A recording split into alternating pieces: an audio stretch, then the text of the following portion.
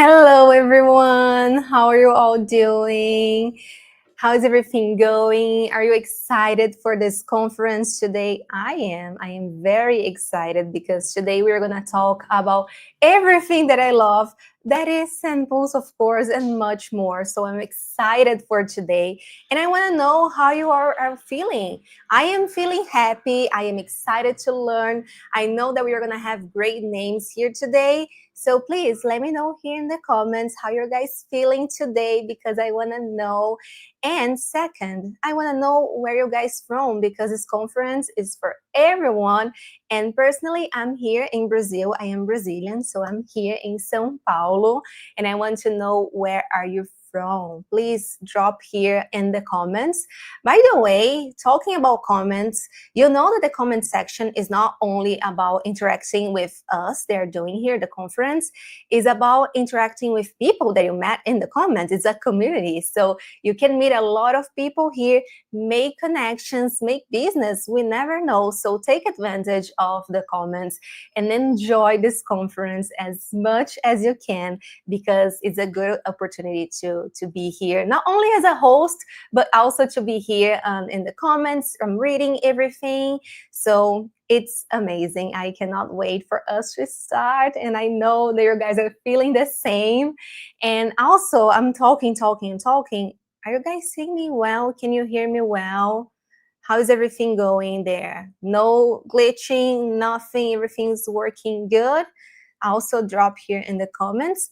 And another important fact that we have to address here is the fact that you need to subscribe on the YouTube channel. Yes, we do. We do have this YouTube channel. We post a lot of amazing videos, so please hit the subscribe button here below and make sure you're always gonna get everything from SendPulse because we work so hard to make the best of it and you should enjoy. So hit the subscribe button here below and let's connect even more. I'm seeing here people from Turkey, US, Mars. I love it. That's a great place to be. Poland, Nigeria, amazing. Ukraine, awesome. From around the world, that's amazing. That's what SendPulse is about. A lot of people, a lot of connections around the world, and you know, we're all here. You see, it's beautiful because we're in such different places and we're here today for the same thing, and that's magical. I mean, it is magical for me because I love people, I love connections, and I love to find things that we have in common. So we already have something in common here.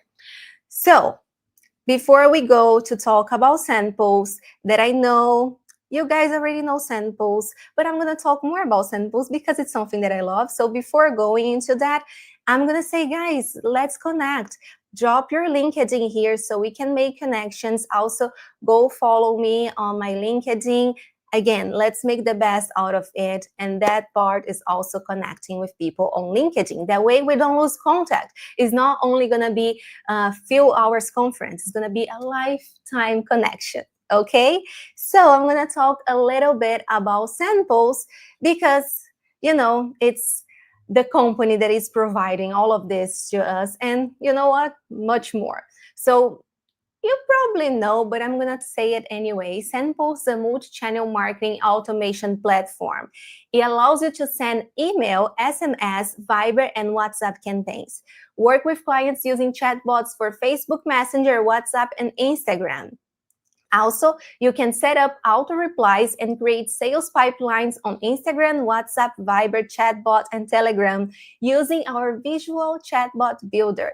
With SendPulse, you can connect the GPT model from OpenAI to your chatbot to provide your users with even more proficient automated replies and help them solve additional tasks. That's amazing because we hate when people go to the chatbot and ask questions and we don't know the answer, or we don't have a bot, a flow for that specific question. So that's pretty good. And you can also easily track all of your marketing activities and clients' information with SendPulse CRM. All marketing communications is easily managed with Automation 360. That it's not a spoiler, but it's kind of a spoiler. We're going to talk a lot about automation. And by the way, it is my favorite service from SendPulse.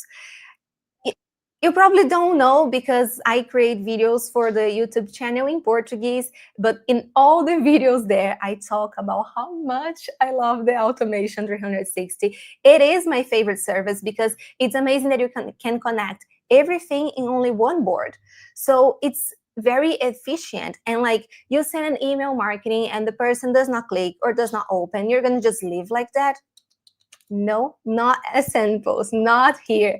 With Automation 360, you can connect a lot of services. So you make sure the person gets the message no matter what. So it is my favorite service. I love it so much. And I really encourage you all to go test it, and then you tell me what you think. And I'm pretty sure you're gonna love it because it's impossible to not love it, okay? And also here you have a QR code that you can scan using your phone. Just open your camera, scan the QR code, and you're gonna go to the SendPulse and you can create your account and start testing everything that we provide and much more. Because if we don't provide, you can send us a message and we're gonna make it happen. You know, it's what I always says when you're at events. We have everything, but if we don't have something that you want, please let us know and we're gonna make the best that we can to make it happen for you. Okay, so now I'm gonna talk about connections. That it's something that I talk every time, and you guys are already tired because all the time I'm saying connections, connections, connections, but that's what makes everything worth it. And about connections, we have the SendPulse community on Facebook. And guys, I encourage you all to go there, go in the SendPulse community and be part of our team, our squad, our group of lovely people that wants to learn together and make the best of everything together, because together we are more, you know, with help of other people and knowing what other people think, and, you know, just discussing information. And also if you need some help from everything, you can ask in the group and make the best of it. And maybe, I don't know, next time you're here in a conference with us. We never know. So I encourage you all to go there in the SendPulse community. And also another important point is about certificates, because we want to prove that we learn a lot here. And I know, because that's all about. So I'm going to tell you some details, not everything, about the certificate.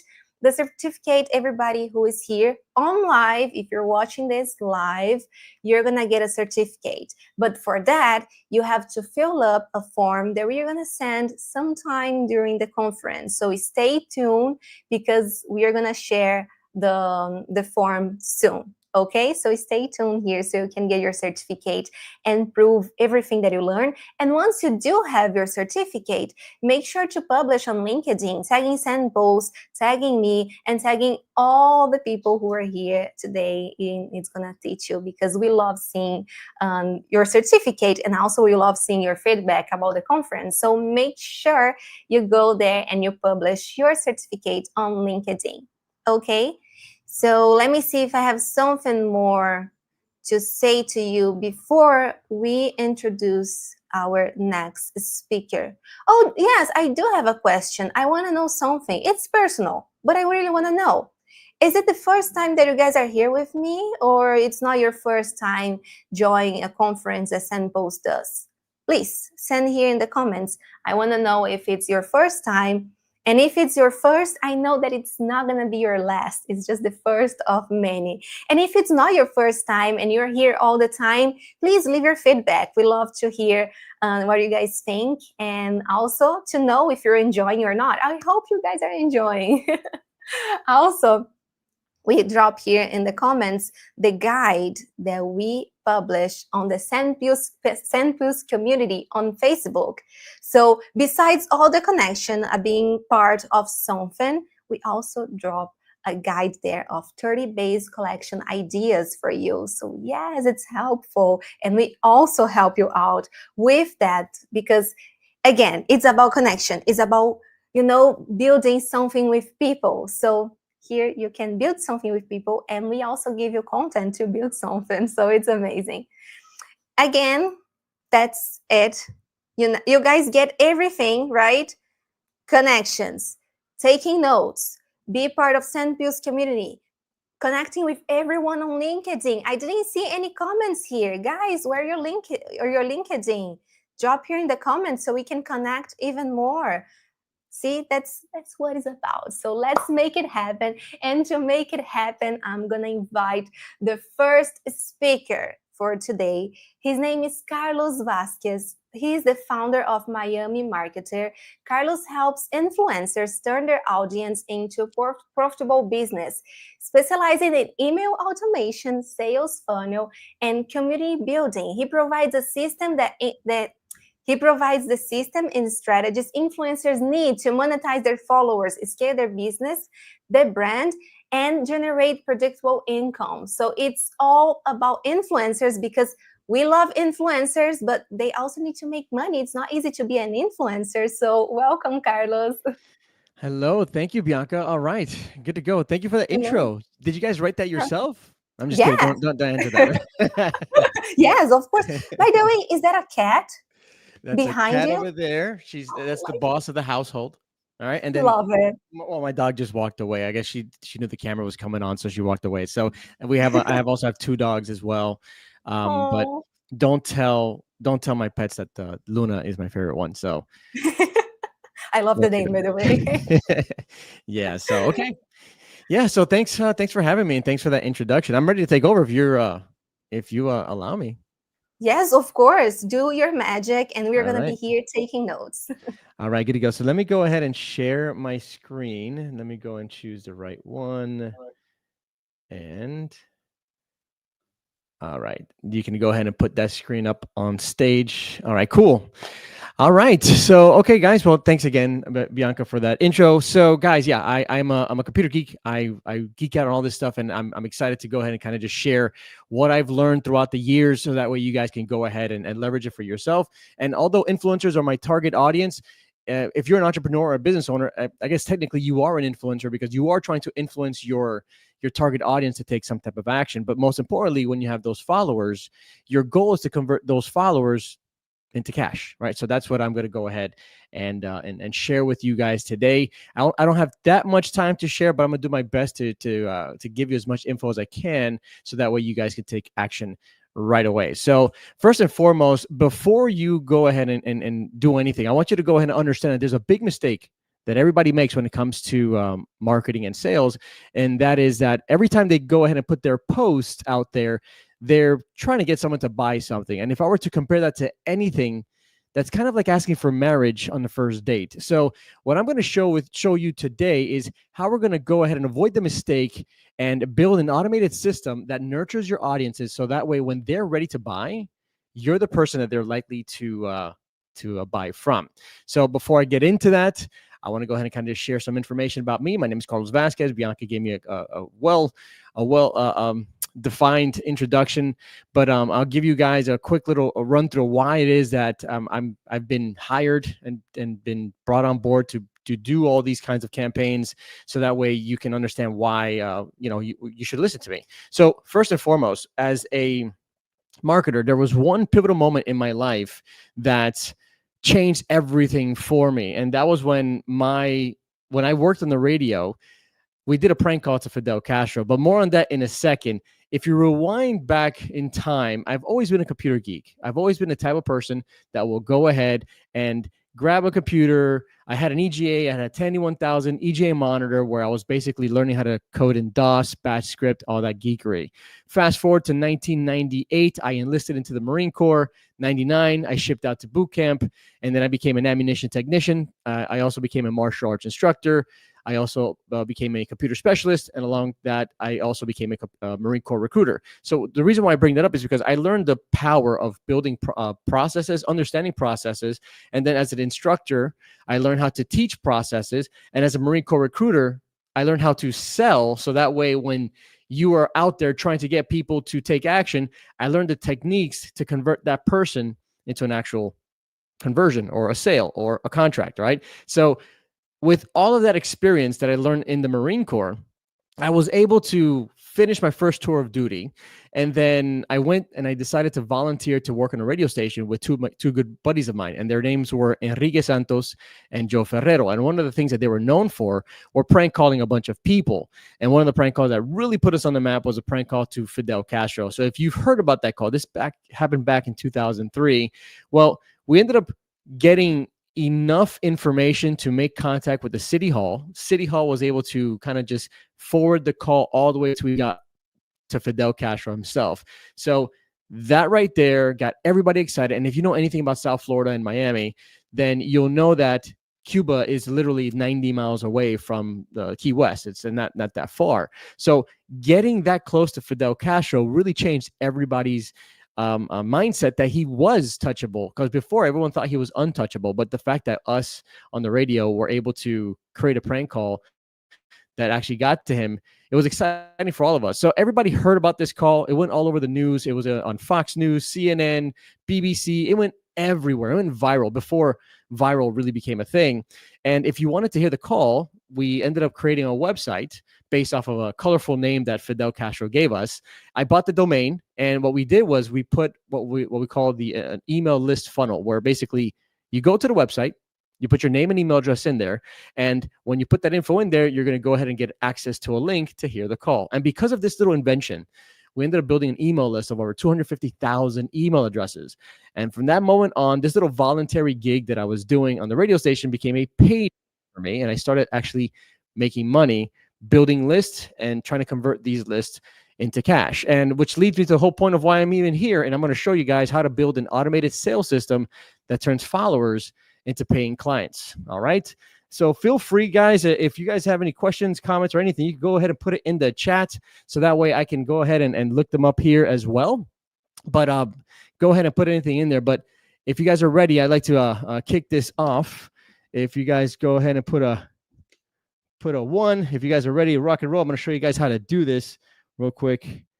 So let's see here. I'm going to make sure that I'm talking to a bunch of people and not to myself, which I do tend to talk to myself a lot. So, all right, good to go. All right, awesome. Perfect. All right, so now let's kick this off. So let's talk about the first 3 core problems that we tend to find ourselves when it comes to building these marketing systems, these campaigns. And the first core problem is that entrepreneurs try to sell to everyone right away. As soon as they go ahead and get an opportunity to put out an ad or an image or a video, they're always focused on trying to get people to convert. And well, like I said earlier, that's kind of like asking for marriage on the first date. So we need to stop that. So that's the first problem we got to do. The second problem that they tend to get involved with is that they miss out on 97% of the potential customers. And there's a reason why, because out of the entire market that's available to them, they tend to want to only focus on the 3% people. And I'm going to share with you what that means in a second. And the third is that people buy on their timeline, not yours. So your job is to plant the right seed before they're ready. All right. So I'm going to reveal to you exactly how to get this done. So that way you can go ahead and make sure you're incorporating that in your strategies. All right. So first thing is first, I want to talk about what's called the 97-3 rule. Okay. So you'll notice that this triangle right here, if you do the math, it's 97 and it's 3, right? Comes out to 100%.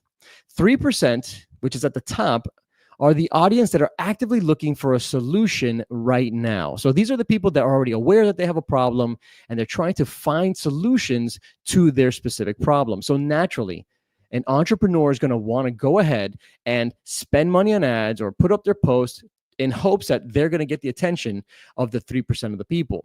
The problem is that everyone else is doing the same exact thing. In other words, people that are also spending money to get their attention, the one that can spend the most money to capture the 3% of the people, they're going to win that race. Okay. But that's the bad news. The good news is you have the rest of the market, and that's 97%. 97% of the people, these are the people that they probably don't even know that they have a problem. So they would be open to improving their circumstances. However, they're just, unaware that they actually have to make a solution right now. So the good thing is that we want to be able to go ahead and create campaigns around that mindset. So that way, when they're ready to buy, we're going to be the first person that they're going to come to. Okay. So what I'm going to share with you is how to develop a strategy to focus on a 97th percentile, because what this will mean to you is that while everyone is focused on the 3%, you'll be able to spend your money efficiently. And you know what? Not necessarily money, your attention, your resources, your time on the 97th percentile, because they're likely going to convert when they're ready. And when you do this right, it creates kind of like a little snowball effect, and it gets bigger and bigger, and it becomes a perpetual machine to generate more and more leads. Okay, so with that said, let's talk about what I call the inception strategy. To me, this is probably my favorite movie. I've probably seen this movie about maybe, I don't know, 100 times. I've seen this so many times. I've actually put it to sleep so I can listen to it. And maybe in my dreams, I can kind of just listen to Inception. Now, the point of the movie, if you've ever seen it, is that it's Leonardo DiCaprio is like the main actor here. And his job, he's an expert into going into somebody's dream where they plant ideas in their dreams. And what that person, the target, ends up doing is that they end up thinking that the idea was their idea, and then they take action based off of the idea they had in their dream. And well, this strategy is kind of similar, where we want to come up with clever ways to plant items in their path, so that way we make them feel like they stumbled upon a great idea that they should take action on. All right. So ultimately, when we want them to take action, we're hoping that they finally decide to buy from us, and they won't even consider our competition. So what I'm sharing with you now is the inception strategy. All right. So here's how the strategy pretty much breaks down. The first part of the strategy is to identify your ideal customer. So what that means is that if you're talking to everybody, we have this expression in the marketing world that says, if you're talking to everybody, nobody listens.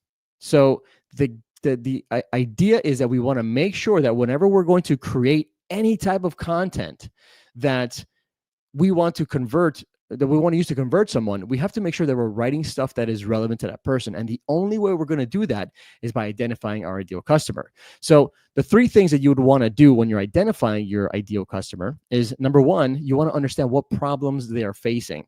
All right. You want to understand what it is that keeps them up at night. All right. And the third thing is, you want to come up with what solutions that they have tried before. So those three things to help you identify your target audience is to identify what problems they're facing, what keeps them up at night, and what solutions they've tried before. Now, I know I'm kind of going too fast or whatever, but remember, this video is going to be recorded. You guys can watch it later. And of course, the slideshow, I think that if it's okay with you guys, we'll be able to provide it for you guys after the show. All right, so that's the first part, identifying your ideal customer. The second part is creating content that plants that seed. All right. So the idea is that we want to, instead of selling, we want to educate them about the real problem and then why other solutions fail. We want to make sure that we're painting a picture. And the way I like to do this is by using storytelling. Okay, we could also use case studies, and we could also use testimonials. We want to make sure that we're planting seeds that they can see how other people are doing it by telling them stories. We could also use case studies to show them proof. And of course, they start really understanding a little bit more about how it's relevant to them. And they're not going to be the first one coming up with this solution. So a lot of people don't like to take action because they feel like they don't know if it works.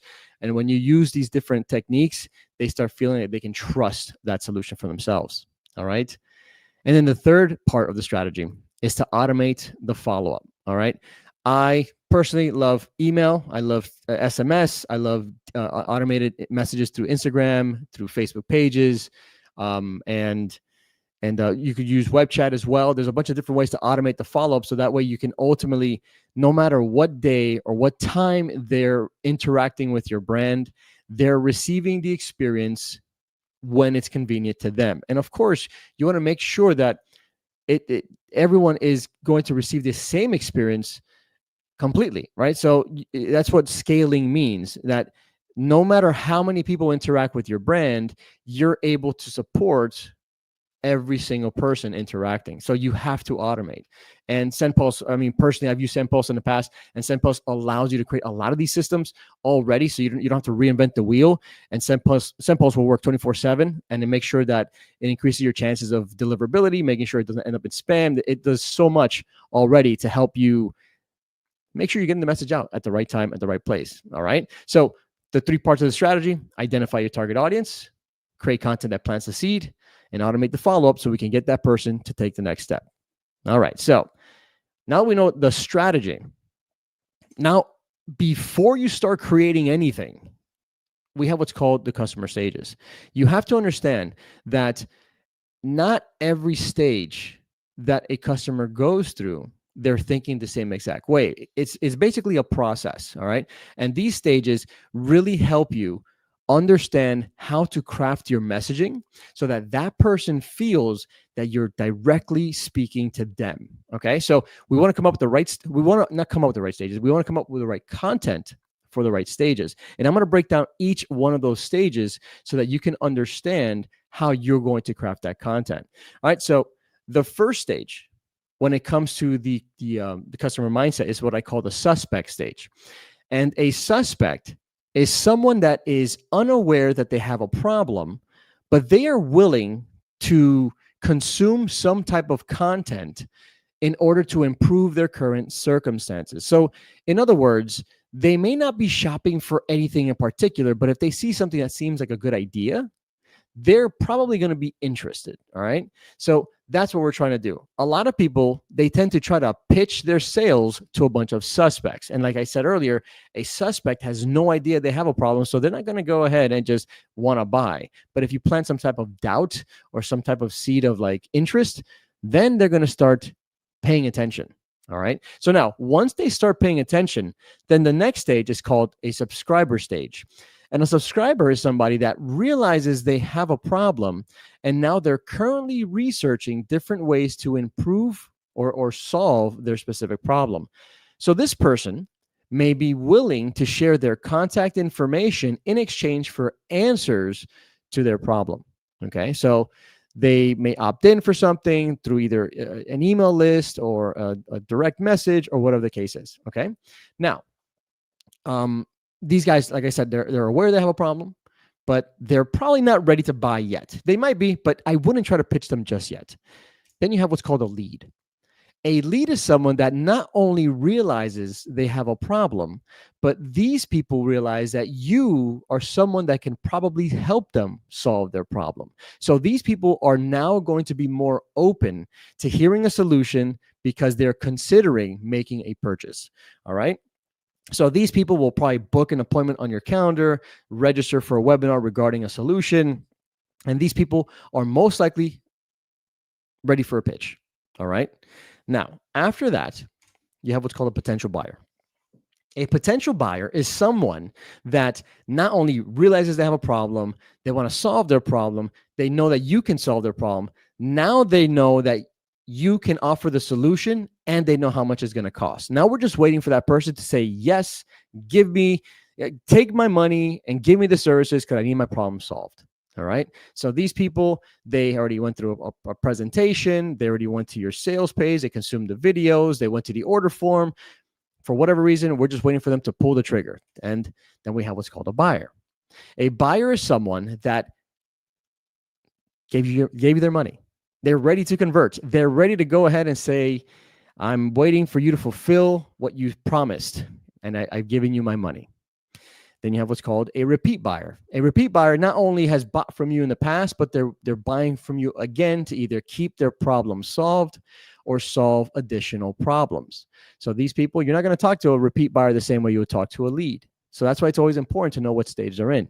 And then after that, this is your final stage. It's called the fan advocate stage. And the fan advocate stage is that type of person. Like, for example, a fan is someone that loves what you do and they're willing to buy basically anything from you. Think about, I'm an Apple guy, so I'm a big Apple fan. So I will go ahead and I'm very likely to buy an Apple product. I'm a big fan. All right.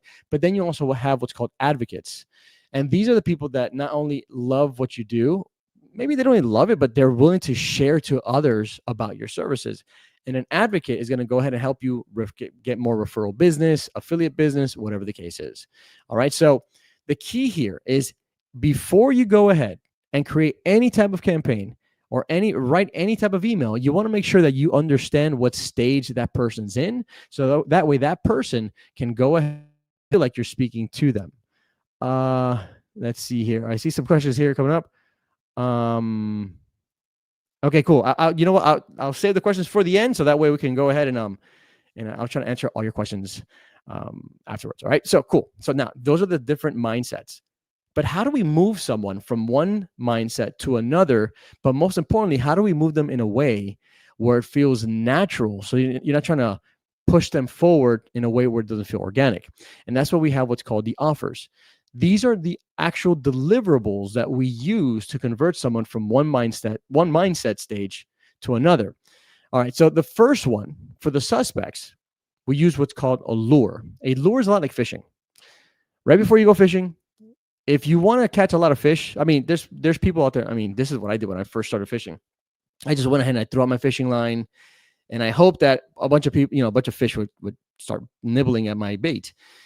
Well, the problem was that not many, I didn't get any bites. Nothing really happened. So my buddy, he kind of laughed at me. He said, "Listen, you want to catch a lot of fish? Of course, that's why we're here." He said, "Watch this." So he had this big bucket, and in the bucket he had what's called chum. And if you don't know what chum is, look it up. I don't want to say it, but listen, chum. You threw it in the water, and what ended up happening was that there were so many fish that actually started circling around the actual boat, and it made me realize that, damn, you know what? I threw out my fishing line in hopes that these fish would come to this one little line. When he threw out the chum, I threw out my fishing line, and now I always, every time I threw my fishing line in, I always caught a fish. And that's the same thing about marketing. We always want to create what's called lures, and lures could be in the form of a blog article, a podcast episode, or a video that exposes a problem. All right. And when you get as many people to consume your lure, then what will happen is that at the end of that lure content, you have some type of call to action to get that person to the next stage in your journey. Okay. So the lure helps attract our suspects. The next one for the subscriber is what we call a lead magnet or a free irresistible offer. Now, they actually are two separate things here. A lead magnet is the most popular version of the name because the idea is that you are going to go ahead and give something like an ebook or a checklist or a blueprint in hopes that someone's going to give you their email address. The problem is that the word lead magnet, me naturally being a salesperson, I feel like a lead is someone that is interested in your services. They're aware they have a problem, so they're going to be open to talking to you about the solution. And that's why I feel that the word lead magnet is a little misleading, and I prefer to call it a free irresistible offer. And the reason why is because it doesn't give you the false impression that the person is a lead. A free irresistible offer is something that you give away for free in exchange for their contact info. But the difference is there's something called free offers and there's free irresistible offers. The difference is a free offer is just something you give away for free. But if it's not exciting, no one's going to give you their good email address or anything. They don't think it's that important. This is why I like to throw in the word irresistible, because irresistible means that they want to make sure they're getting that offer. So if you give away something for free and you realize that no one's opening the emails that you're sending, it's probably because your offer wasn't really that good, or you're not getting anyone to sign up. But if you make it irresistible, they want to make sure they get it. So that way, that's the reason why I like to kind of make that differentiation with the term, because I want to make sure that what I'm creating is irresistible. And now I've had people ask me, Carlos, how do I know with what I created is actually irresistible?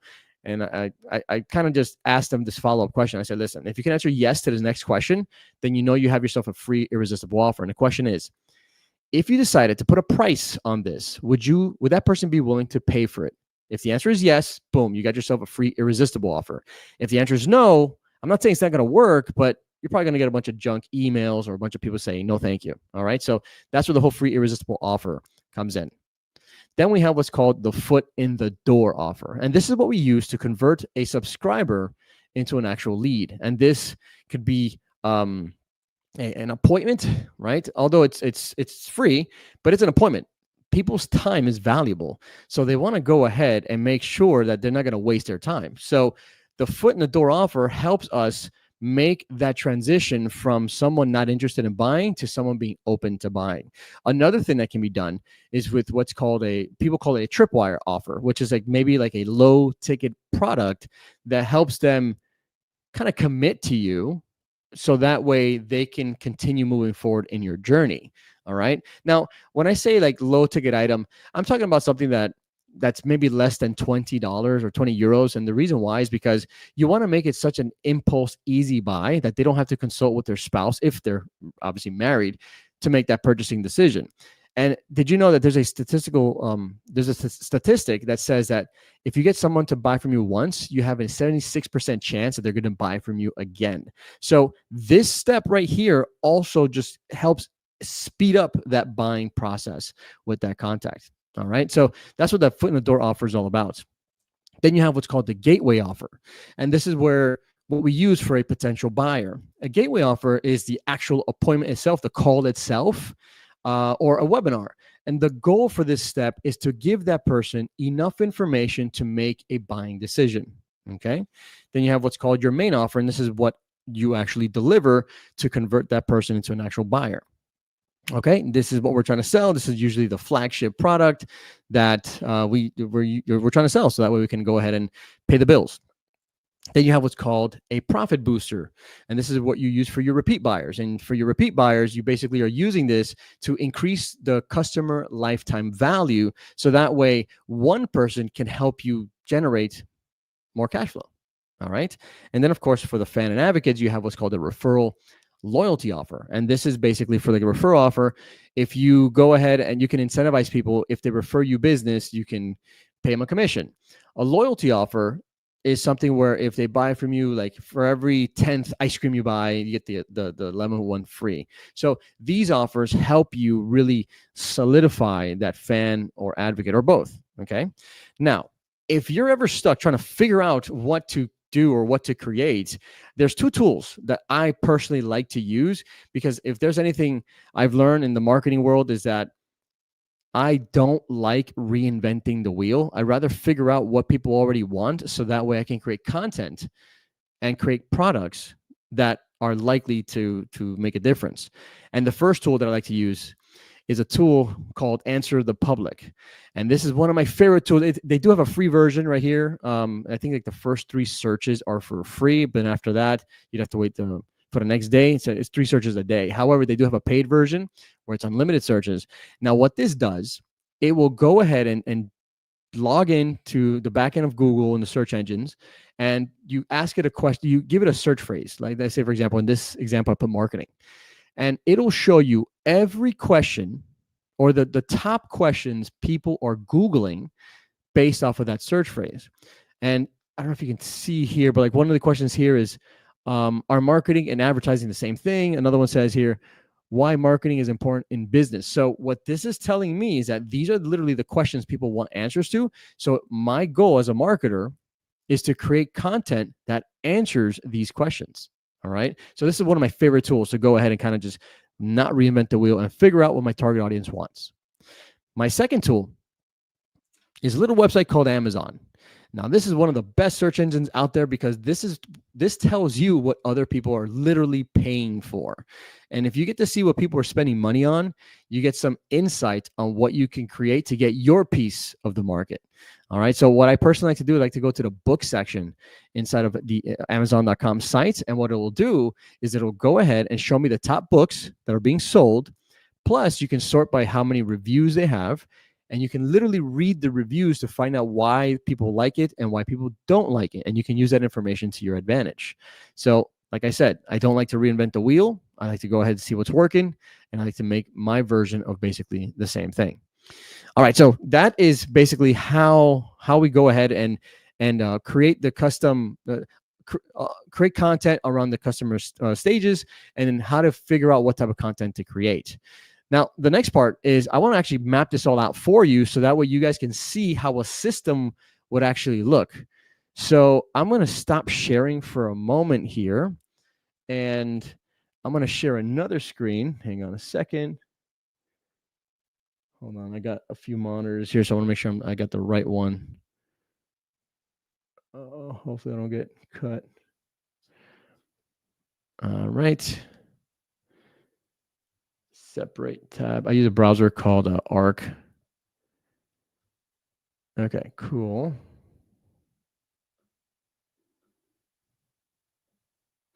All right. So engineer, I'm going to share a tab. Okay, I'm sharing the tab. If you can go ahead and put my tab on the screen. All right, cool. Thank you. All right, good to go. All right, so what I'm going to show you right now is I'm going to show you how I go ahead and map out an entire system. So that way it's kind of like a blueprint. Before you start constructing a home or a property, what you're going to do is you want to have an architect understand the code, understand the dimensions, so that way they know how much space they're going to be working with.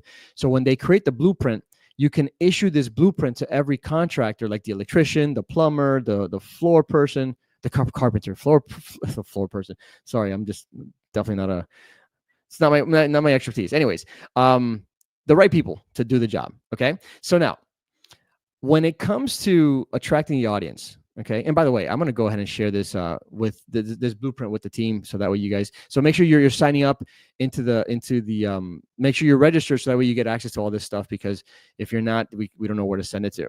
Okay. So the first thing I like to do when it comes to paid traffic, one of my favorite is using Meta ads, because it targets Facebook and Instagram. Fun fact: if you create a video ad on Facebook and post it on Facebook and Instagram, not only will the algo really help, but you're able to retarget people based off of how much of that video they consumed. So if you're creating a 3-minute video, you can retarget people who have consumed 50% or more of that video. So that's a really good indicator that that person is interested. All right, so I like to create my lure content around the paid ads right there, and use paid ads to push that content out. All right, so now at the end of that video, then you say something like, listen, if you're really serious about, about whatever, click here to download my ultimate guide to marketing, whatever. I'm just giving you an idea, okay? So every single one of these are going to drive people to an opt-in page. And the opt-in page is just designed to go ahead and get that person to give you their name and their email address. All right. And what's really cool about this is that no matter what the source is, like, for example, LinkedIn or Twitter or X, you know what? I have to update that. Or you got YouTube, you can drive traffic all to that same opt-in page. So it doesn't matter the traffic source, you can send traffic all to that same opt-in page. Okay. And then after that, I like to go ahead and get people to a thank you page. Okay. And that thank you page basically confirms that the email was captured, and we're telling them to go ahead and check their inbox so that they can access that lead magnet or that free irresistible offer. Now you'll notice that I don't give away the actual free irresistible offer here, because I want to make sure they're giving me a good email address. Now let me share with you what happens behind the scenes. So everyone that gets captured, they're added to an automated sequence.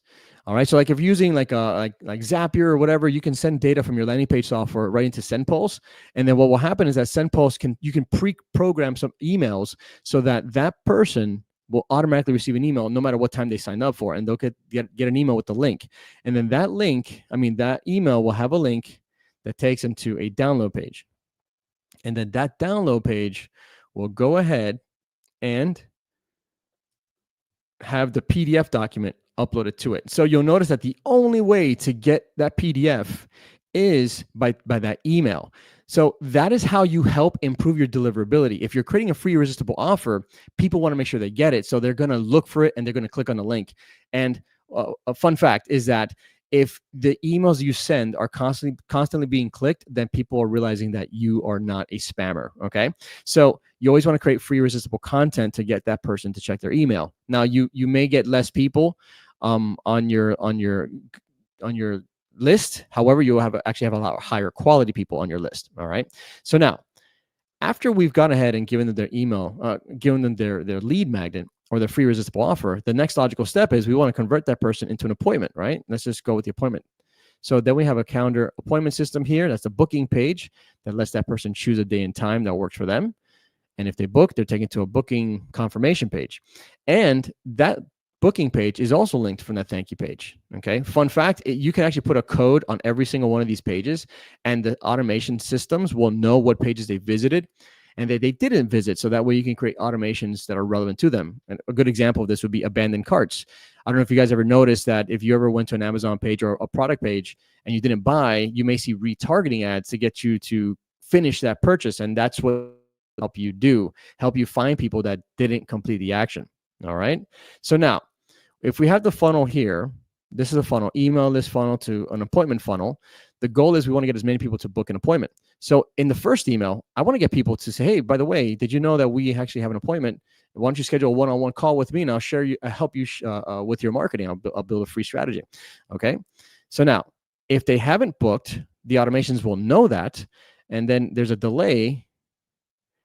And what we'll do is we'll wait for, let's say, a day. If they haven't booked, then we're going to have another sequence here. And I like to do it in threes. If they didn't book, I want to remind them that they can book. Okay.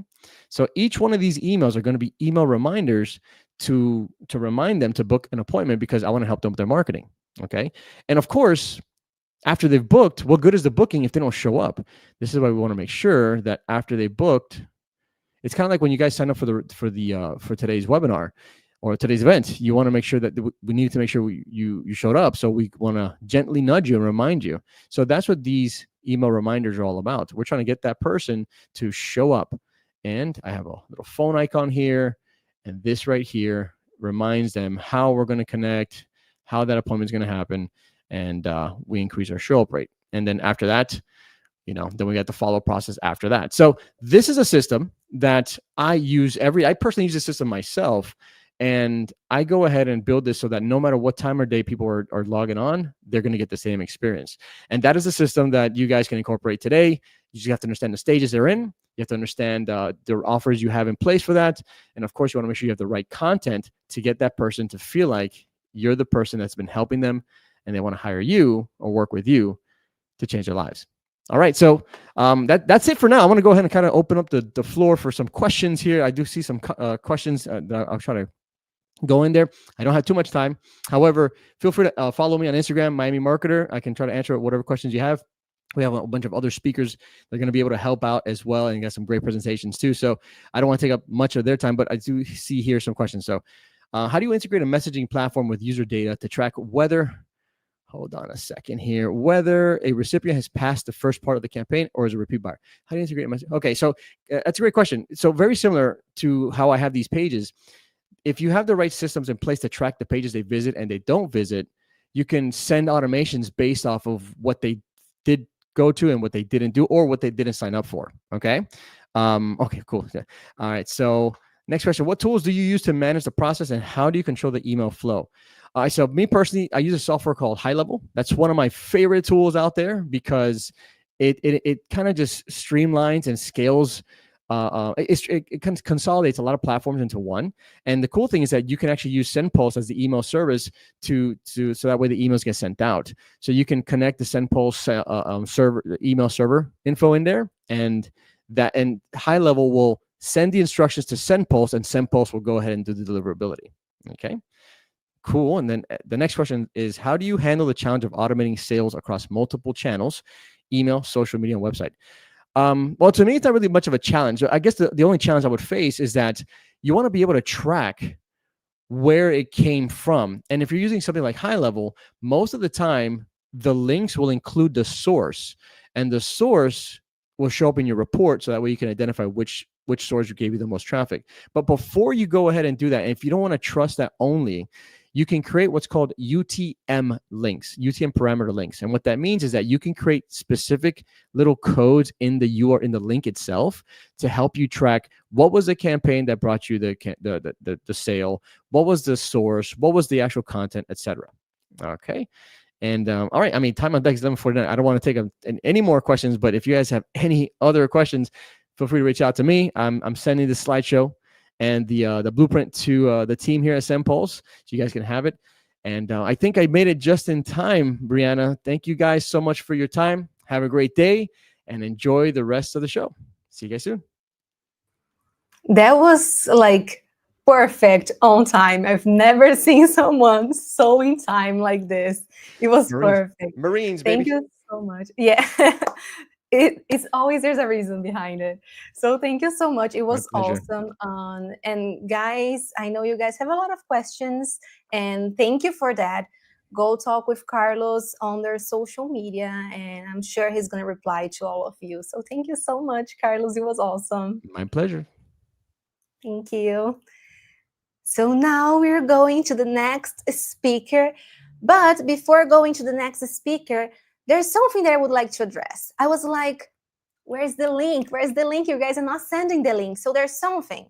You guys cannot send the link here. So what we're going to do, instead of just sending a link that is not possible to send, just send your user on your name on LinkedIn and people can find you and make connections, okay? And don't forget about the SendPulse community on Facebook. Make sure you guys are there because we do have a guide and you can make the best out of it, okay? So now it's time for us to talk about the next speaker. But we have a few minutes. I just noticed that. I'm anxious. I want to learn more. So please drop here in the comments, who are you more excited to listen? Is there something that you want to learn? Is there someone that you're excited to know more about? Please let us know. And also, what you guys thought about Carlos' speech? It was awesome. I was here making notes. Like I always talk about it in every conference, take notes. Of course, this conference is going to be recorded. You can come back to the YouTube and check it out, go back and, take the best of it. But it's always good to make notes once you're watching because, again, you can ask questions and make sure you have everything very clear for you. That way there is no space for, I don't know, you're not understanding. So yeah, it's pretty much it. I'm pretty excited for today. Some few friendly reminders. There's one I don't think I told you today, so I think it's going to be the first time. So here on YouTube, you can clearly see the like button. And I'm seeing that some people pressed the like button, but not many. And I think we deserve it. Carlos deserves it. So please hit the like button here below. Make sure you also subscribe to the YouTube channel and just stay connected with us, okay? So let me go back here and check one more thing before we go to the next person that is going to talk to us. Okay, the SendPulse community on Facebook. I already told you, but I'm going to remind because it's something that it is important. So on the SendPulse community on Facebook, we are going to share a guide of 30 base collection ideas. And there you can just download, enjoy our cozy community of marketeers and SendPulse users. And you can grab a guide and the post they're going to post there and make sure you implement everything that you learn. And if you have questions, yeah, just ask them and people are going to be very helpful there. It's not because I work here, but it's a community that people actually help each other. And it's a great way to, again, make connections and make the best of our time. So here's the QR code. Again, just take your phone, open the camera, scan the QR code, and you're going to go to the community. And also, if you are watching this conference and you want to share with someone, share it. And let's see if more people join us here today. So it's time for me to introduce the next speaker. That her name is Valentina Turcchetti. She's the co-founder of YourDigitalWeb. She's also a content marketing lead, founder of Pop Content that it's coming soon. So there's a spoiler there. Author and speaker. She created successful content marketing strategies to bring effective lead generation to international B2B and B2C brands. Welcome, Valentina. Thank you so much, Bianca. Thank you, everybody. It's really a pleasure to be here today with you. Thanks for inviting me. Oh, thank you for your time. I am very excited to learn more from you. We're already connected on LinkedIn, so guys, Yes. let's do the same. You're already friends there, so I love it. So thank you so Yeah, much for your me time. I too. am excited. Yeah, thank you. Thank you. Thank you, Bianca. So it's a real pleasure to be here. And I hope you'll find all guys useful and interesting my presentation. And if you have any questions, please feel free to reach out during this webinar or later on, maybe on LinkedIn or through email, as you prefer. Perfect. Thank you so much. So let me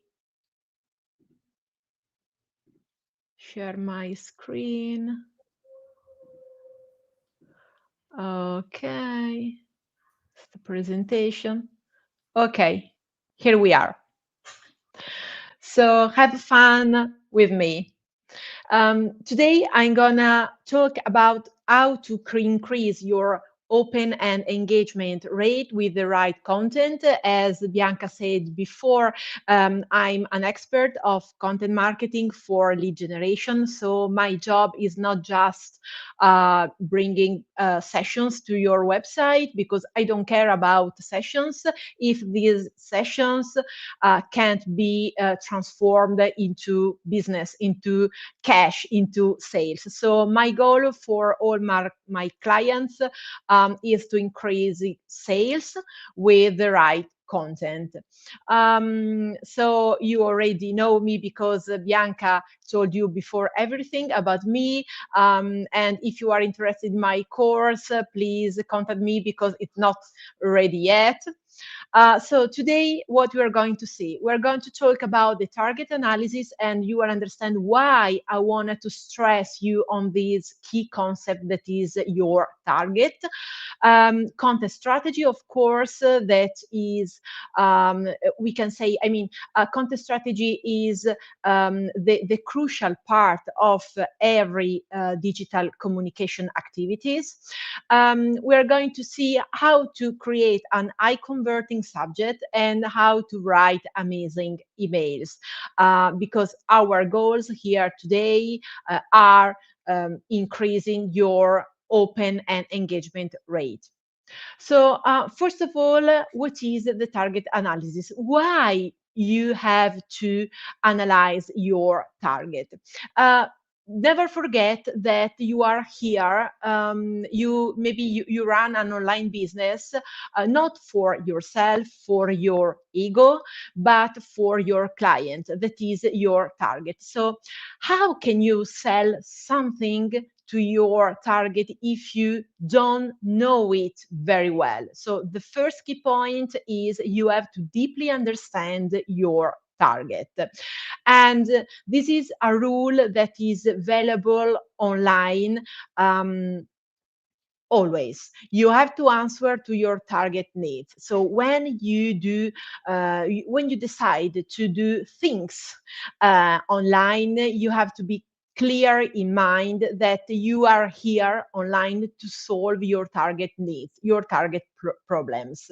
So the first way to analyze your target is to understand, is to listen to your customer feedbacks. And of course, if you work on a very medium big company, you can do thanks to your customer service or customer care. But if you run a small business, or if you are a manager for or a digital marketing specialist, and you have small and medium clients, you can try to analyze your target with your customer feedbacks. So for example, you can collect data, so pains and gains, problems with your product or services, or you have to try to understand what's wrong on your client's website. And you can do it with a very useful tool. I don't know if you already use it.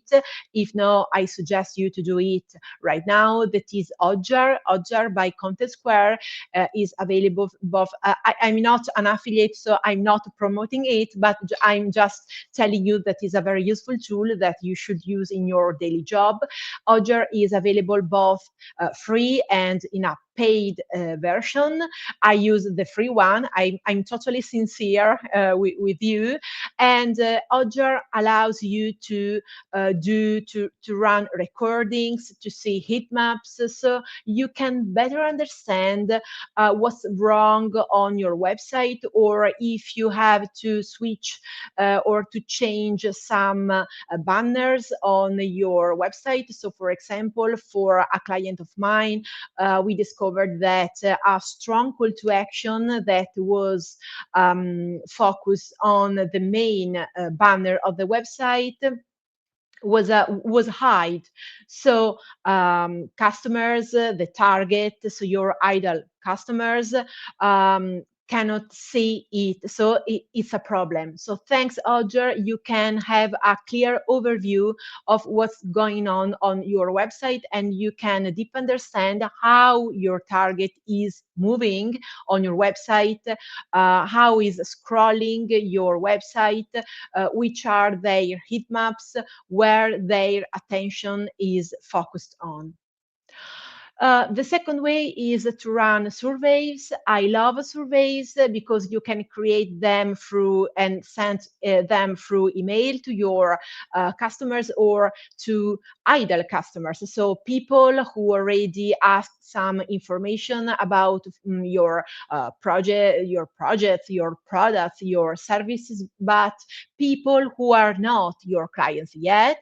But also you can run surveys on social. So let's think about LinkedIn, for example. I do run surveys on LinkedIn, and they are so useful, so productive. So you can better understand which are the topics your target take care, which are their problems, their needs. So you can understand what your target think about your products or services, or those of your competitors, and have a clear overview of what you can optimize or what you can delete or change in your business.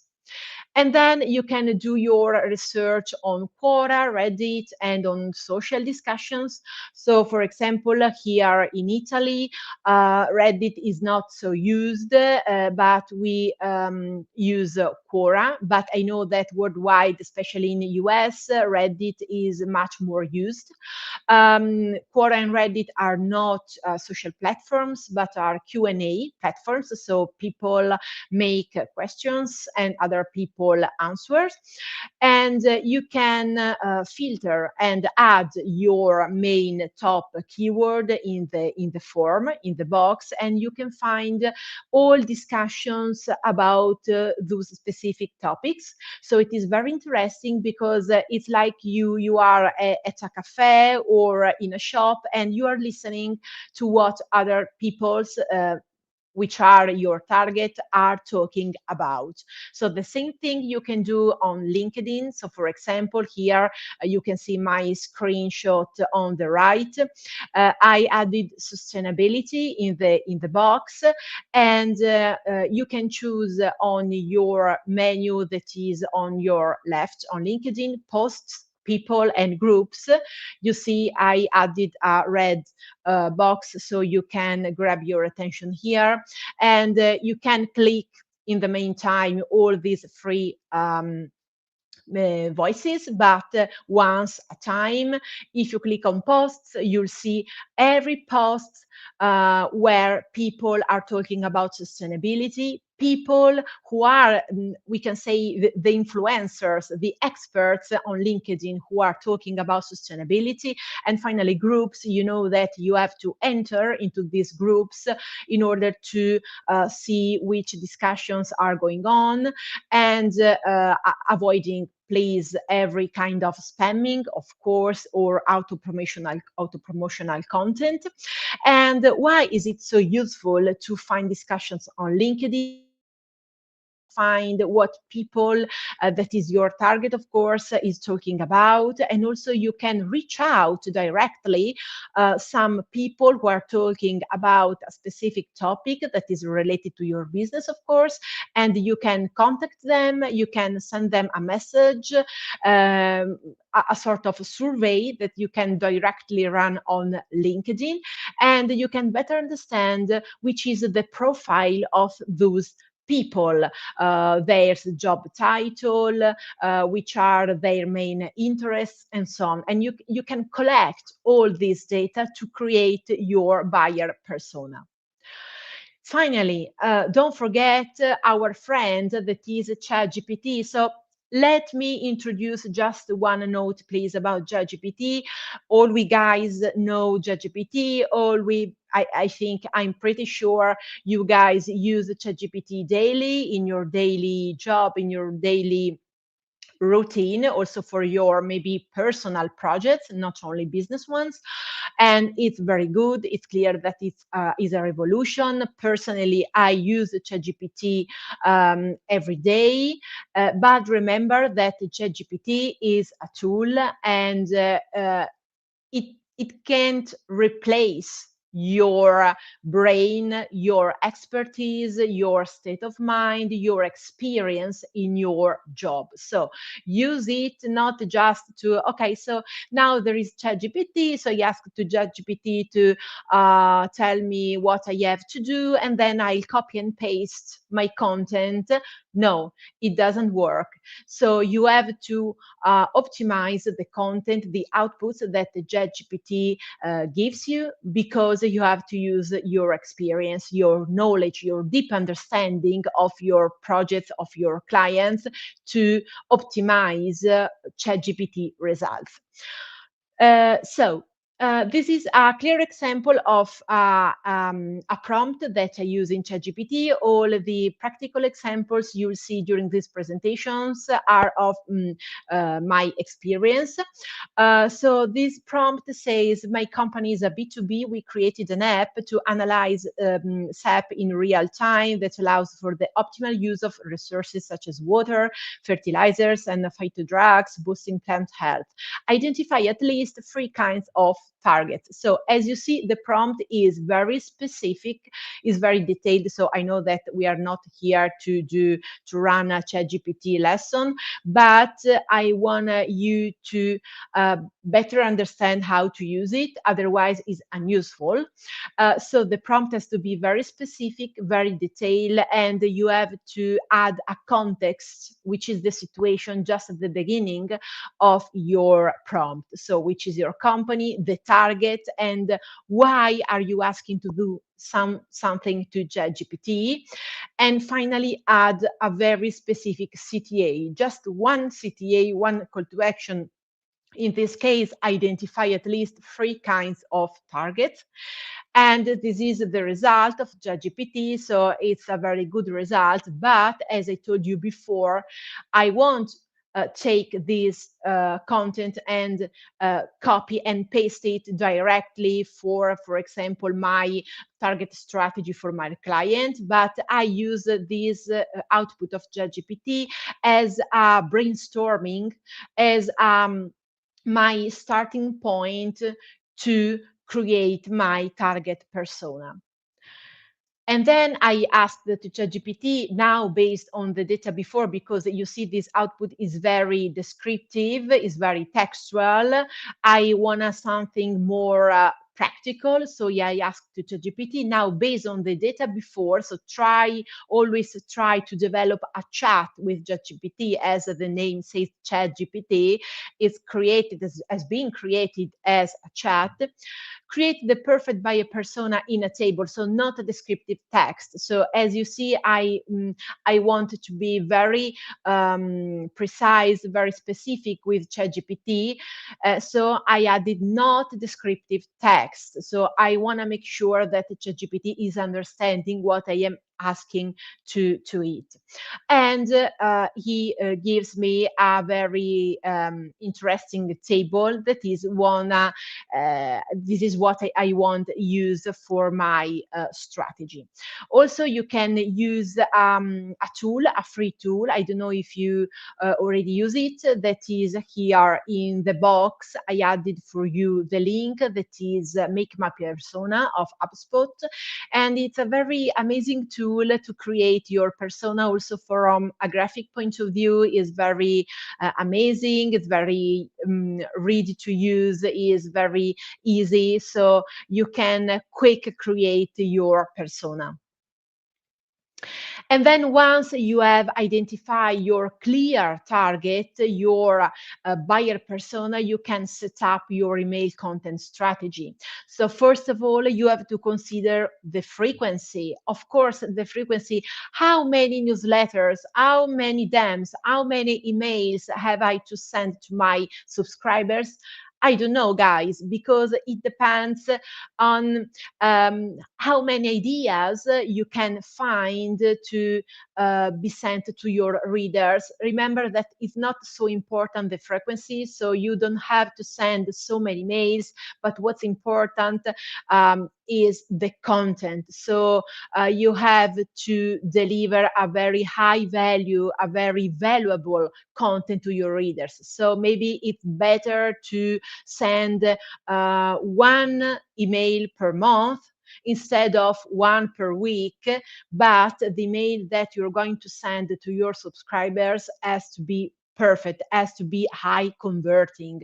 So you have to send a very relevant, high value and useful content for your target and not for you, of course. So this is why I told you before, it's extremely important to run a target analysis. And then in order to better understand which kind of content you can create and send with your emails, you have to do some content ideas and research. And to do that, I suggest you to use some amazing tools that I daily use in my job. And the speaker before me already told you some of them, I think, if I don't wrong. So the first one is SEMrush. SEMrush is quite expensive, is a very professional tool, and maybe if you don't have, you don't manage a digital agency, you don't need it. But if there is someone among us who is managing a digital agency, for sure he or she will use it. So SEMrush is extremely useful to find new content, new research, because, for example, if you add on the box, on the main box, email marketing as a keyword, you can see all the related keywords and all the questions people search on Google related to the main topic, that in this case is email marketing. So for example, you see here in the screenshot on your right, what is marketing emails? Okay, it's too general, but for example, how to spy your competitors' email marketing strategy. This can be the content for one of your newsletter if you run a business based on email marketing, of course. Or what is the best email marketing platform for small business, or how to check competitors' email marketing campaigns. So you can find several ideas for your newsletter editorial planning. Also, you can use Answer the Public, that is free for, I think, at least 3 researches per day. And it's quite similar to SEMrush. You can add your keyword in the main topic, for example, email marketing, and you can see all the keywords, so all the content ideas related to that specific topic. And finally, keywords that people use. So last but not least, because keywords people use, I suggest you to, if you are interested in it, of course, to buy the paid version, because it's very complete. And you can see here, you have a lot, so you can have fun here, because if you search for email marketing, you can have several ideas. So for example, what type of email marketing is best, what is the golden rule for emails, or how can I start email marketing for free? Can you sell emails for money? How to do email marketing as a beginner? So you here really you can really have fun, and these are all ideas for your email marketing content planning, of course. But please don't forget that you can use all these content ideas for all your marketing and communication channels. So for your blog, for example, you can have here a lot of topics for your blog posts, or for your social media channels. You can create your social media editorial planning with these keywords and content ideas. So please open your mind, use your lateral thinking to in order to create new content starting from all these tools, and not only for your email marketing, but also for all your marketing channels. And also here, don't forget that you can use ChatGPT. So this is an example of a prompt to create a content strategy. Create a content planning for an email marketing strategy for a company with a business in the green engineering. Write down at least 10 content ideas for newsletters. Use a formal tone of voice. Also here you can see that my prompt is very specific. It's not so general. I asked to ChatGPT to do something for me at the very beginning of my prompt, create a content planning.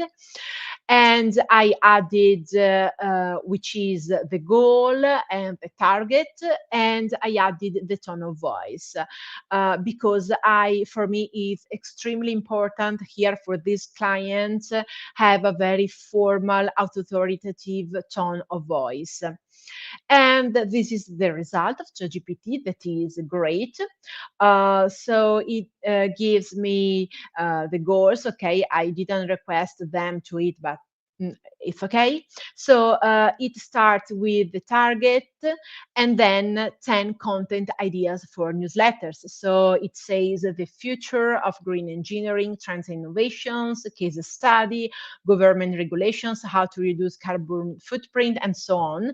And also ChatGPT, as you can see here in the screenshot at my right, on my right, here, it also highlights why he choose this kind of content. So for example, the first one, because highlights the latest advancements in green technology and provides insight on industry shifts and future outlooks.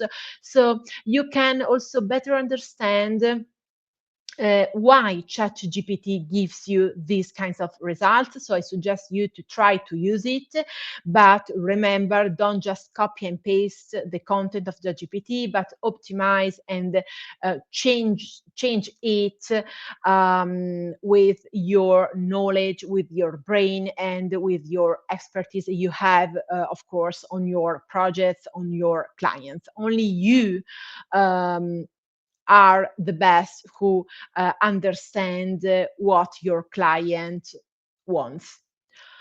And then I asked to ChatGPT, starting from these ideas, so the previous 10 ideas, add 10 more ideas and create a content planning for email marketing in a table where you divide day of sending and the email headline. So I'm asking to ChatGPT to be more specific, more detailed, because I want a table, a very structured content planning.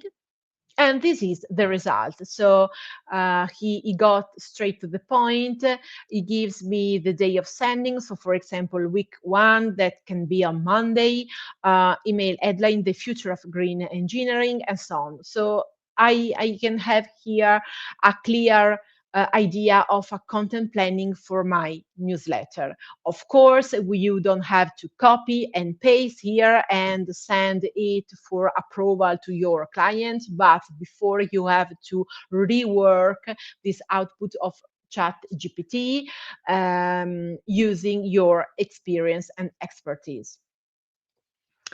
And now you're ready to, after you have analyzed your target and better understood which is your target, once you have created your email marketing content strategy, now you are ready to write the best email subject as possible. Remember that the subject line has one goal, that is that of grabbing the attention of your reader. So that's why many subject lines are focused on numbers or on questions, or have to solve a problem, or are focused on storytelling or on results. So, for example, numbers. 5 tips to find your perfect house. Why numbers work so well online, not just for subject lines, but in general online as headlines or hidden text. Why? Because numbers are practical. Numbers immediately show that you absolutely, you extremely know about what you are talking about. Numbers show that you know you are expert in what you are saying, because you have numbers to use that can help you to better show your content. Or question. So are you struggling with something? So the question immediately grab the attention of your user. Or the subject line can solve a problem. So for example, a subject line like this, how to balance work and life, or for example, we can optimize it into 5 ways, 10 ways, 3 ways to balance work and life, or even more. Are you struggling with your productivity? Are you struggling with your time? Here are free, free tips to balance work and life. So you see that in this subject line, I added numbers, a question, and I'm trying to solve a problem. Of course, this kind of subject line increase your open and engagement rate, because when the reader sees this kind of subject line, immediately thinks, okay, so that's just what I was waiting for. This is the solution for my problem, that is struggling for and balancing work and life. According to a research, a study of AMBROSE, headlines with a positive tone focused on benefits registered more than 30% of conversion.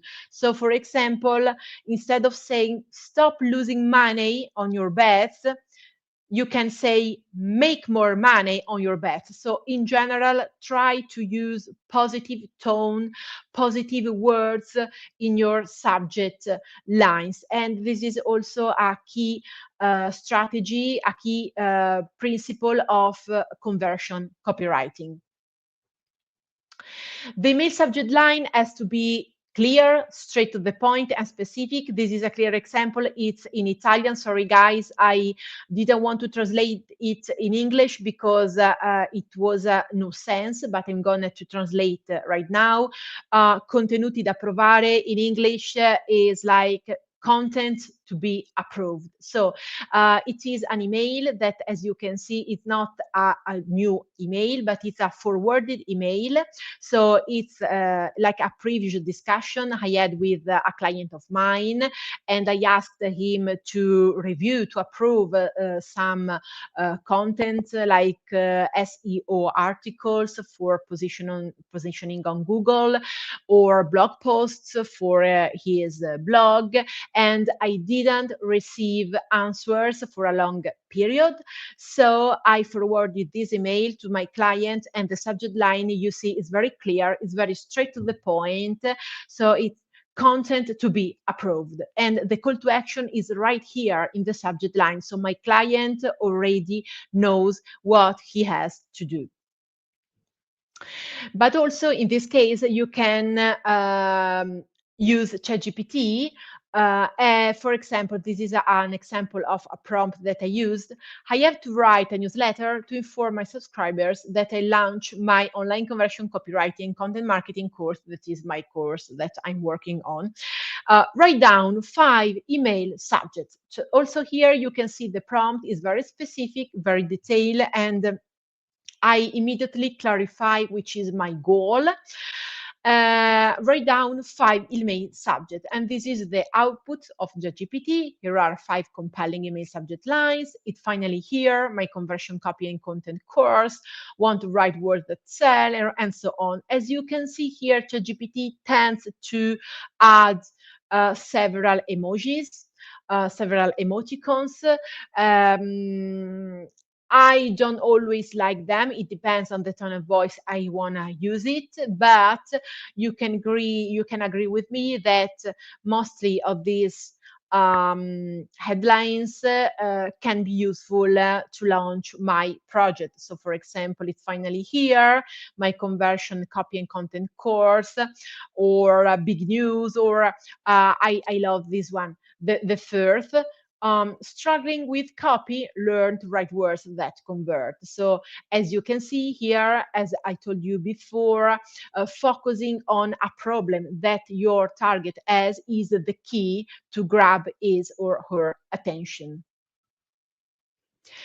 And then I asked the ChatGPT now rewrite them using sometimes the formula how to include numbers or percentage.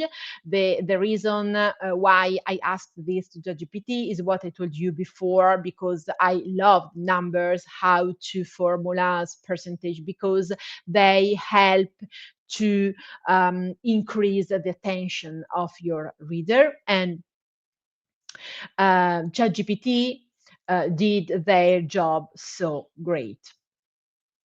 And finally, you are ready to write your email body, so the text of your email. I suggest you to consider these steps. So every time you write your email, please make an introduction and a closing formula that can be an empathetic formula. So, for example, hope you are well, or at the end, have a good day. So formulas like those that can create empathy with your target. Keys means keep it short and simple. So make short and simple and easy to understand your email and go straight to the point. So avoid any details that you can add them with links. Prefer bullet points. Why? Because bullet points help your reader to better read your and also quickly read your email. Don't use underlined words because they can be confused with hyperlinks. And finally, add clear and unique call to actions. So here is an example, a very amazing, perfect example of a high converting body content email. That is an email I received from Olena, that is the marketing manager of SendPulse. And as you can see, she says, hope you are doing well. So an introduction formula I wanted to, so she clarifies at the very beginning of her email why she's writing to me. She uses the bullet point, in this case, the numbered point, 1, 2, 3. She's very specific, very detailed, but straight to the point. And finally, she adds some more details with links. Also, in this case, you can use ChatGPT. So this is an example of a prompt of mine. Write an email to remind a colleague to complete a task by the set deadline. It is a very important activity for which I have requested maximum punctuality, and tomorrow is the last available day to complete the operation. As you can see, here are many information for ChatGPT. And these are two examples of high converting newsletters. So sending these newsletters to my subscribers, of course, I received so many conversions. And these are all newsletters for my attendance to SendPulse webinars or event. As you can see, the emails are focused on an image that is very effective image. And then the headline and the bullet point, some main keywords in bold, not all the sentence, but just some main keywords. And of course, the call to action button that has to be very clear and very specific. So I've finished my presentation. I hope you enjoy it. And if you have any questions, feel free to reach out. I'm here and to help you, and I'm glad to answer to all your questions.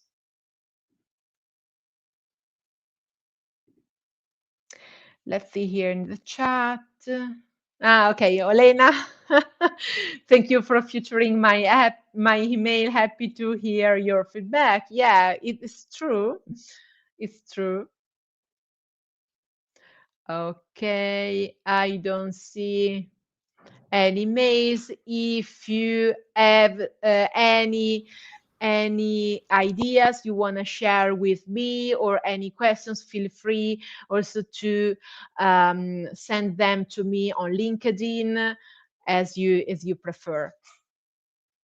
Awesome. Thank you so much, Valentina. It was amazing. And I did love that you put Olina's email on there. It was awesome. I saw that we have a question here. Olina asked, what do you think about the ideal length is for content to maximize both open and engagement rates? Oh yes, the length. Yeah. I mean, there is no an ideal length, but I suggest you to be quite short and simple, because people don't have so much time to read several emails and newsletters. So it's better to be short in your email and to explain the main concept at the very beginning of your email, so the reader can grab all information in a very easy and quick way. Awesome. And that's true. Like we have so many emails in our inbox that it has to be straight to the point. Yeah, Otherwise, you're exactly. not going to read it. Yeah, exactly. I found a research of, I don't know if Microsoft or something else, that said that our attention of human beings is like 8 seconds. That is lower than the attention of a fish. That is 9 seconds. So Whoa. you, yeah, you can understand that if you are short and you go straight to the point, is the best solution to grab your reader's attention. Yes, especially now with like short videos being what people consume the most, we're losing Yeah, attention, like the study that you just mentioned. If we yeah, go back exactly. to like 10, not even 10, like 5 years ago, we would see that everything would catch our attention more. So a YouTube video, for example, a YouTube video of like 1 hour, we would watch. Yeah, But right now, yeah. 1 hour, we're like, oh No, no, sweetie, not no. doing it. Maybe no. Maybe we just watch it Instagram reels or Mhm. very short videos. Yeah, you Yeah, are right. we have to also pay attention to the trends because today that's the trend. Today the trend like Exactly. that quick, but we never know tomorrow. And we have Exactly. another question here from Emily. She asked how to prevent emails from being marked as spam. How to prevent emails from being married? Oh, yeah. It's a very good question. So thank you, Emily. So I'd suggest you to, first of all, not use some strange symbols in your email, and try to avoid too many promotional and auto spamming words. And finally, try to better balance your kinds of content. So, for example, not just promotional. So, because this is the case of a client of mine. So he was marked as a spammer by the tool, the platform, because he still sent only very promotional emails to its clients. So try to balance more educational content and some promotional content. Great, because no one wants only like one type of information. Yeah. And if I can give another tip, because we talk about this a lot here on SendPulse, also, Emily, do the configuration of SPF and DKIM. I think that's the translation to English. And we do have tutorials here on SendPulse that we teach you how to do this configuration, because it also help you, because if you have a good domain, it's another step. Because if your domain is not good, then you Yeah, have you're right. troubles. Yeah, this is so important. Yeah. Yes. So, yeah, I think that was the questions for today. Thank you so much, Valentina. It was Thank you. awesome to have you here. Thank you. Thank you again. Yeah, I had fun and hope you enjoyed the presentation. Bye We love bye. it. Thank you. Thank you.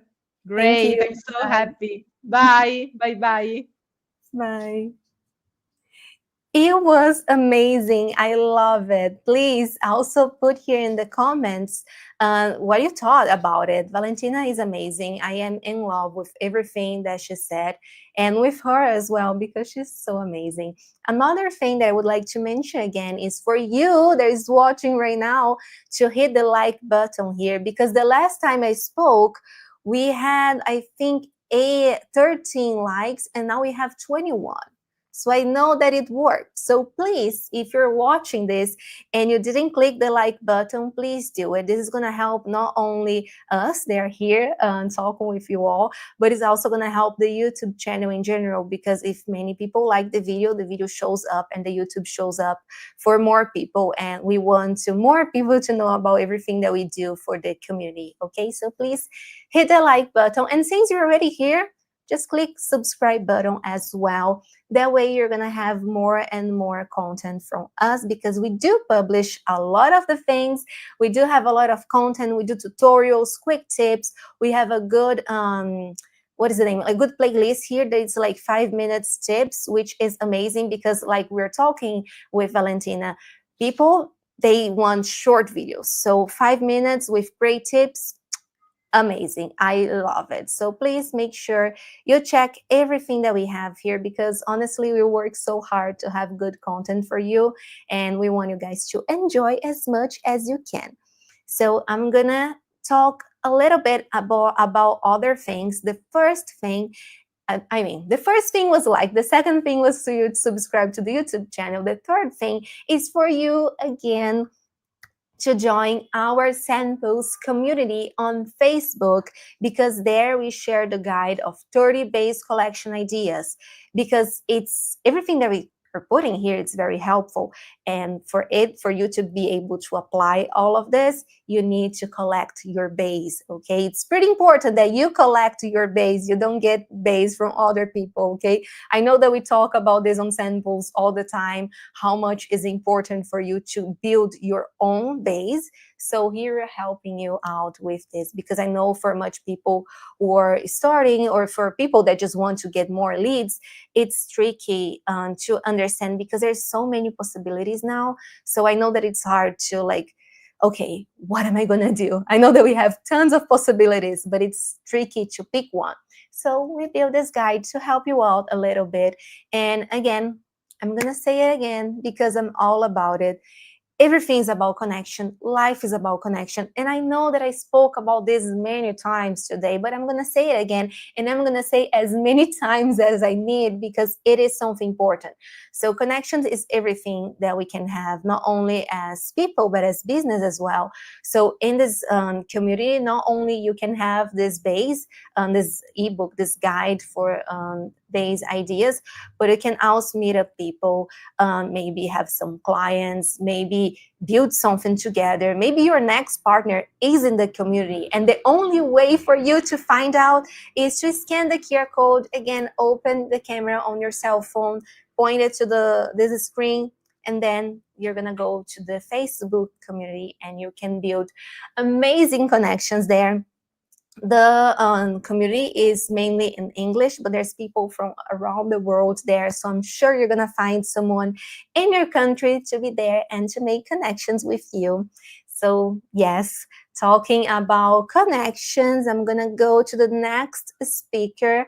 Oh, actually, no. Before I go to the next speaker, Don't forget about what we are going to do about the certificate. I know that we want it. So please stay tuned because soon we are going to share a form for you to get your certificate. Okay? Now about connections, about people, about SendPulse. The next person here is TETIANA MOROZ. She is the product manager for automation and payment flow at SendPulse. She has 25 years in IT. She has seen it all, the heights and the lows. TETIANA is managing 4 key areas: the automation 360, like I said, my favorite service from SendPulse, email verifier, payment service, and the SendPulse website and blog. By the way, website is also one of my favorite services. It leads multiple teams driving product innovation and efficiency through efficiency.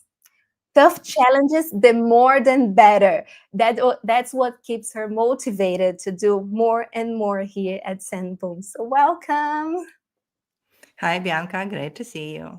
You've been Nice doing to a see you. fantastic job hosting. Such a Oh, great energy. thank you so much. That means the world to me.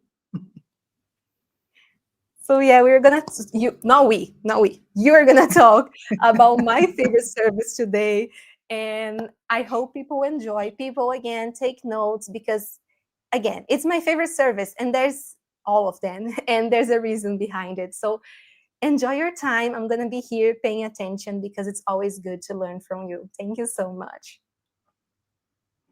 So let's go.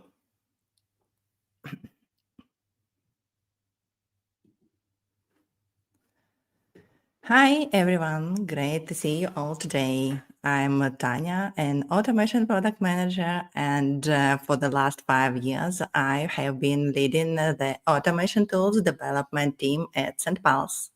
Before entering product management, I started my career as a developer, which means analytics and automation have been part of my life for quite a while, and I really enjoy it. When I was a developer, I couldn't just start creating code.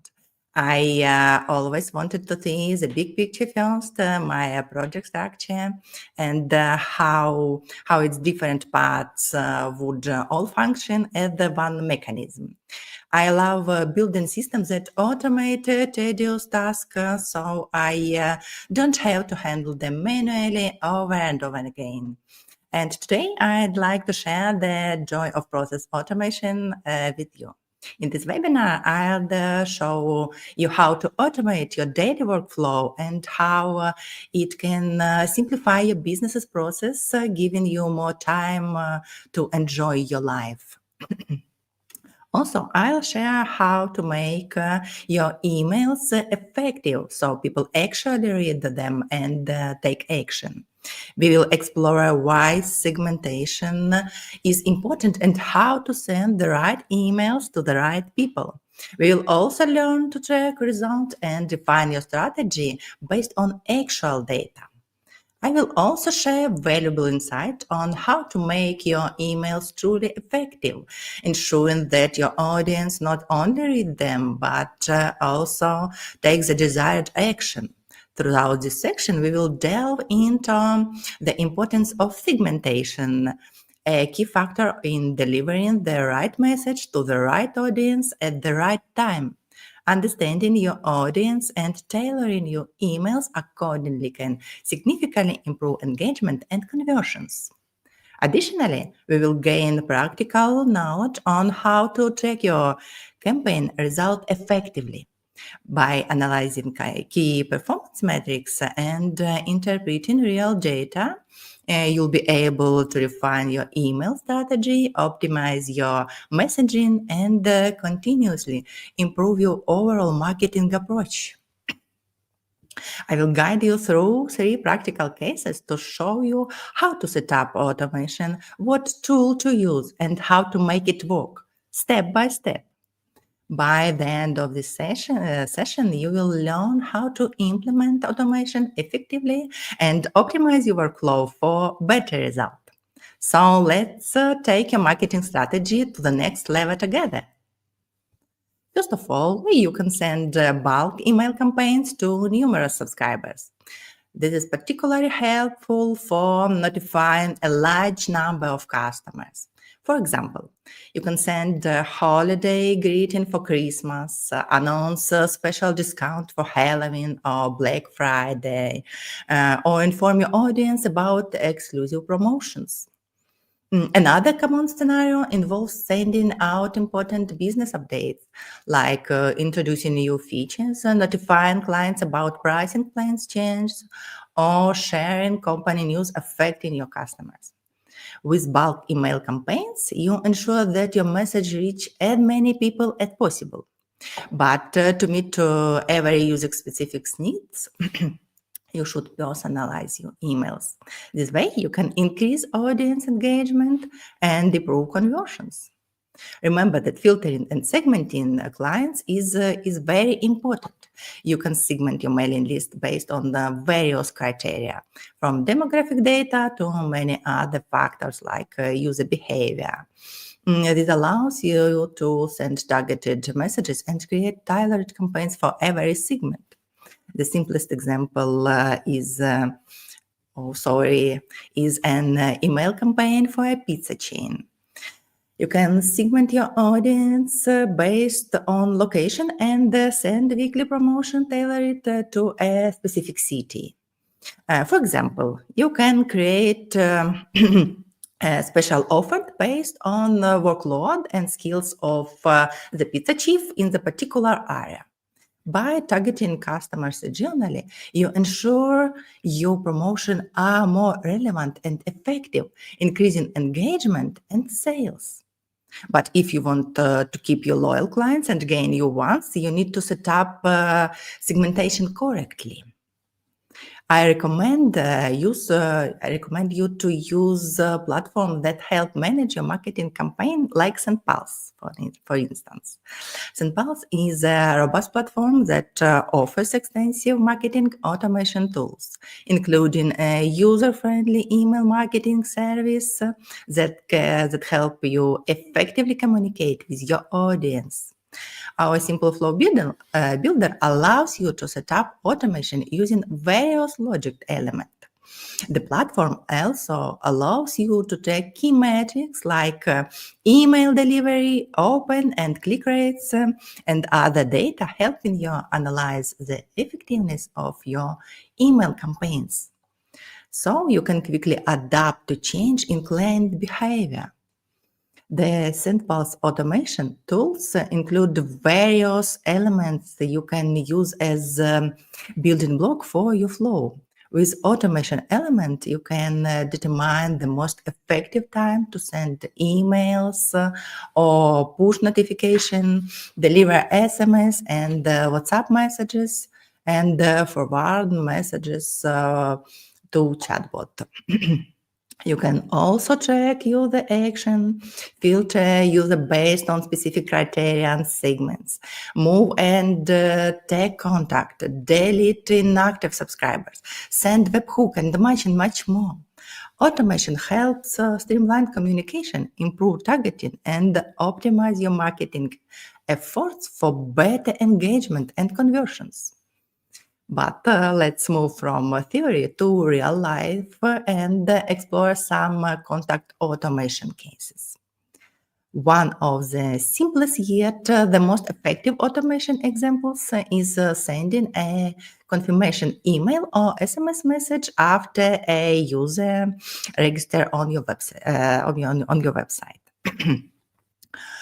To implement this, you need to track the registration event, which occurs when a user successfully submits their details, like an email address, password, or any other required information. Once the registration event is triggered, the system automatically sends a confirmation email containing important details like a verification link, their registration confirmation, and login credential if it's necessary. However, there may be situations where the email fails to reach the user due to various reasons. Perhaps it got caught in the spam filter, or the user made a typo in their email address. To fix this, you can set up a secondary tree. If the user hasn't received the email within a set time frame, the system can send a follow-up message via SMS or a second email. This follow-up message can contain a reminder to confirm their registration and include a direct link to either send the email or complete the registration process. Now, let's delve into more complex scenario that suit various businesses. First, let's explore how to create a flow after signing up for an event. Imagine you are planning to host a webinar. All subscribers need to receive welcome emails with a subscription link. Of course, you can manually add your subscribers to a mailing list and send out reminder about your webinar a day before. But is that enough? People usually announce the event well before the actual date. Promotion your event too early can sometimes work against you, and some potential attendants might forget about it or make other plans to that take priority. The longer the gap between the announcement and the event, the higher the chance people will lose interest or simply forget about it. As a result, attendance or engagement may decrease despite initial interest. To prevent this, you can employ a reminder strategy. Try building a more complex flow so as not to lose your clients. You can create a post-registration email automation flow that will do all the routine work for you. Sending regular reminder or updates as the event date approach can help keep it fresh in people's minds and boost the changes that they will attend it. So you can send subscribers automated welcome emails that include valuable tips that are interesting to your clients. This way, you will keep your customer engaged. Remind client about their registration based on your event date. If they still haven't opened your emails, you can send an additional reminder text message. To do this, you can use webhook in the condition element.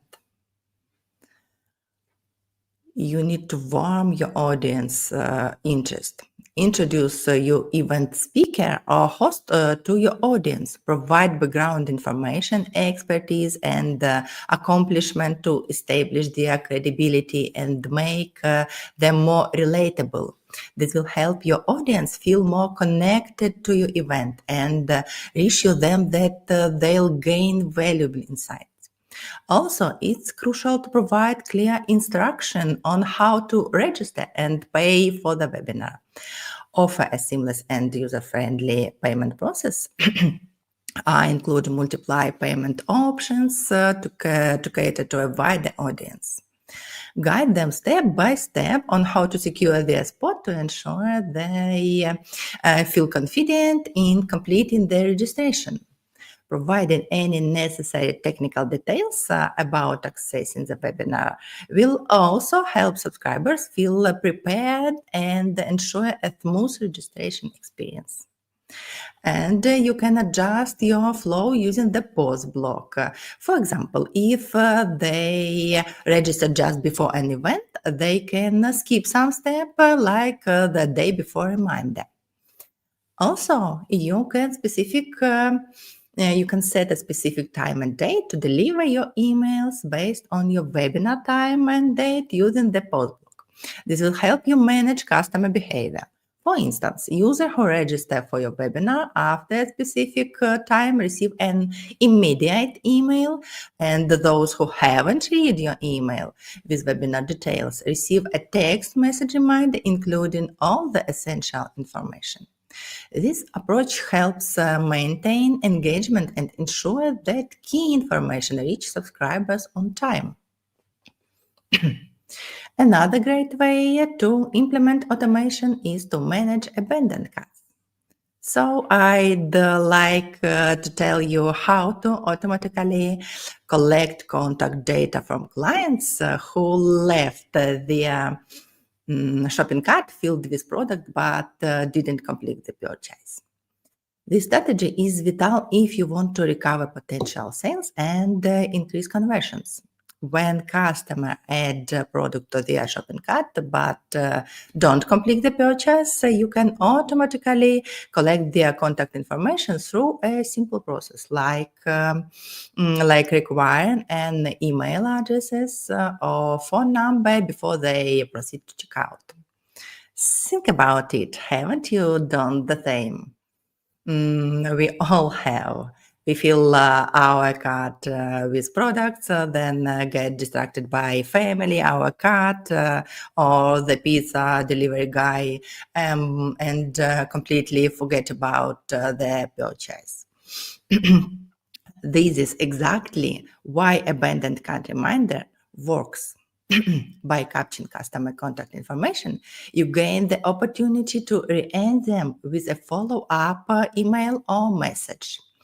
A well-timed reminder, possibly with a small discount or free shipping offer, can encourage them to complete their purchase. And here's how you can use it. Create the abandoned cart event in the Event Manager tab.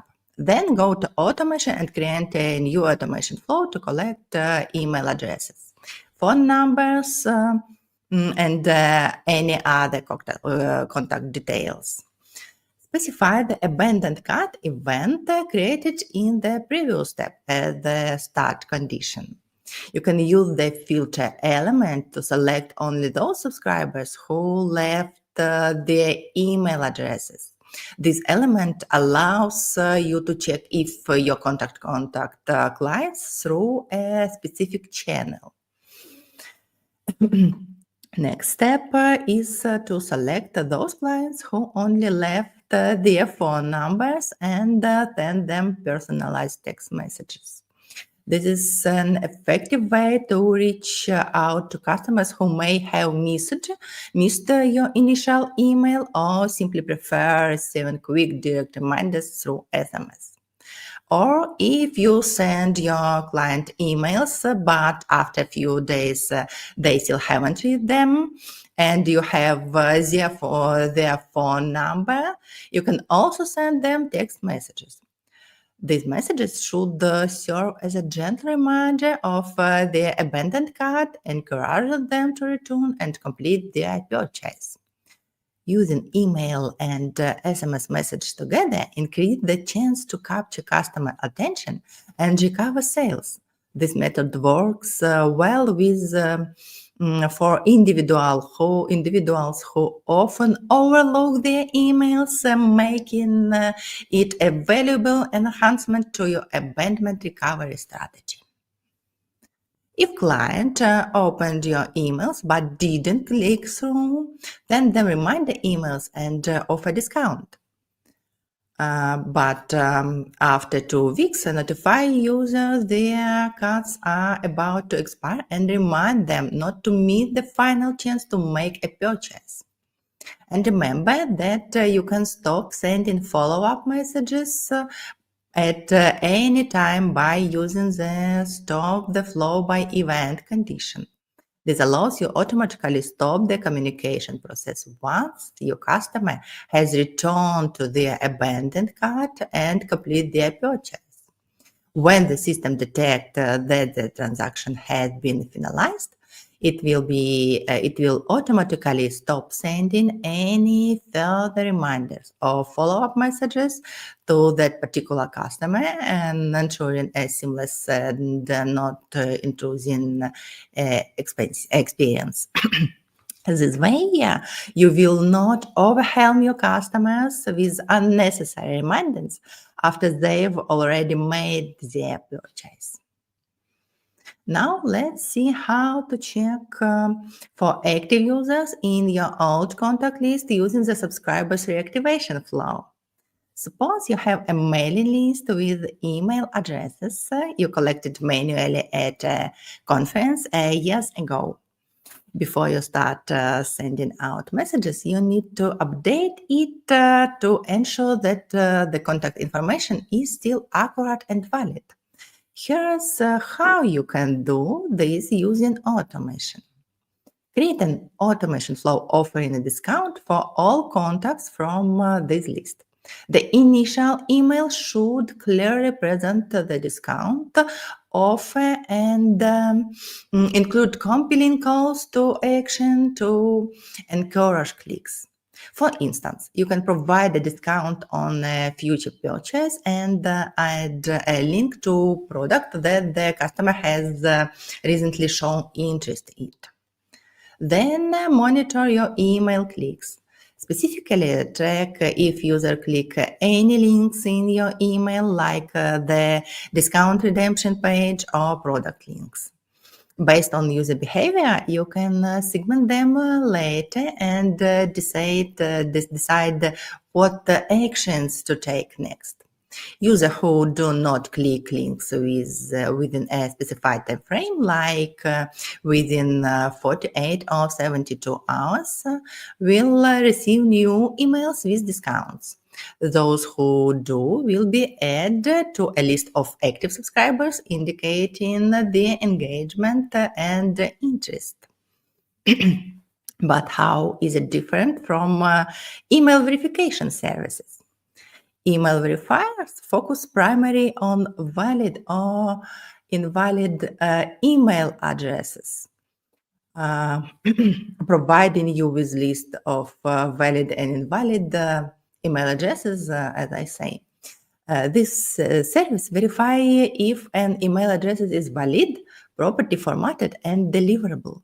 The goal is to help you maintain a clean email list by removing invalid or problematic email addresses that could harm your sender reputation or result in undelivered messages.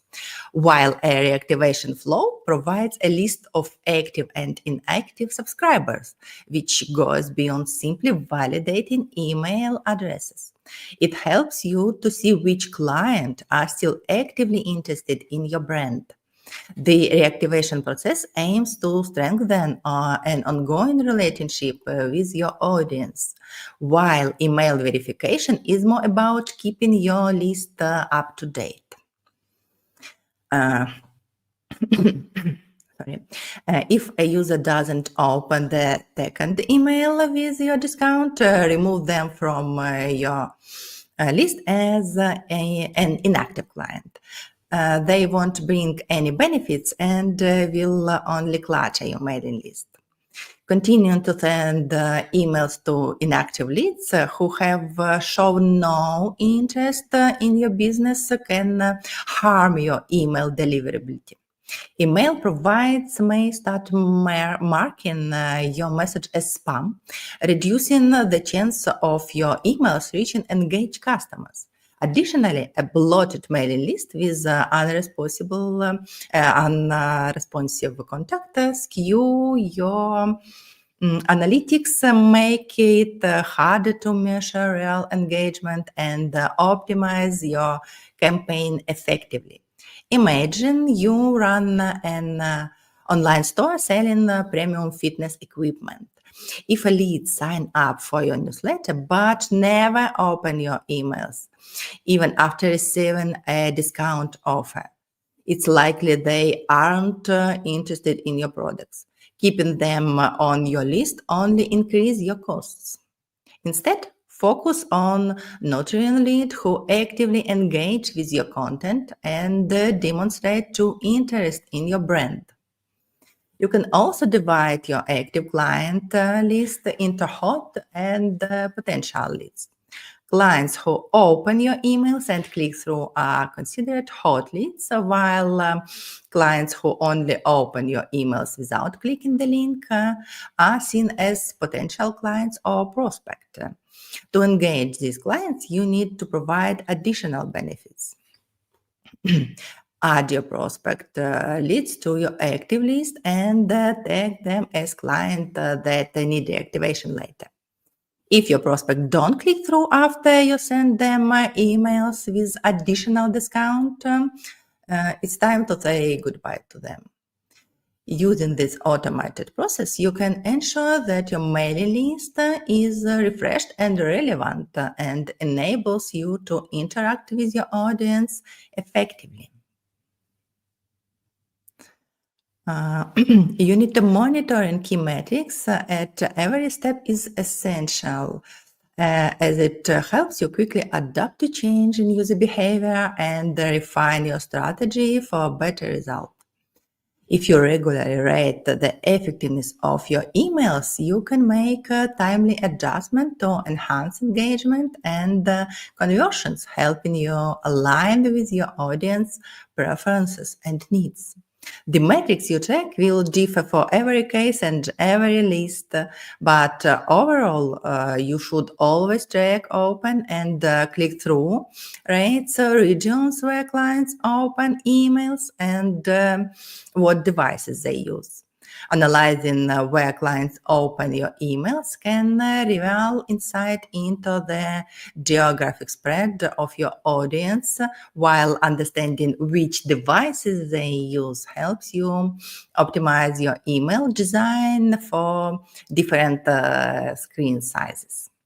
Focusing on these key metrics, you can ensure that your emails reach the right people in the right way at the right time. And just a few final tips. Make sure you're not overloading subscribers with too much information, and adjust the intensity and frequency of your email campaigns so as not to be too pushy and annoying. And SendPulse powerful tools can do all of that, helping you track subscriber involvement, analyze it, and test changes. But SendPulse is not just about email and analytics. It's a robust platform that offers a suite of marketing automation tools designed to enhance customer communication and engagement across various channels. Among the SendPulse advanced tools are email and SMS marketing service, chatbot, pop-up and website builders, transactional email services, LMS and CRM system, and more and more. And the interaction between SendPulse services, of course, is automated. By automating your routine task, you can save valuable time and focus on what truly matters, growing your business. Watch as our system works seamlessly in the background to manage your campaign, analyze the result, and continuously optimize your strategy for better performance. With our performance, you can trust that heavy lifting is taken care of while you enjoy the benefits of a fully automated marketing system. And we have a little bonus for you.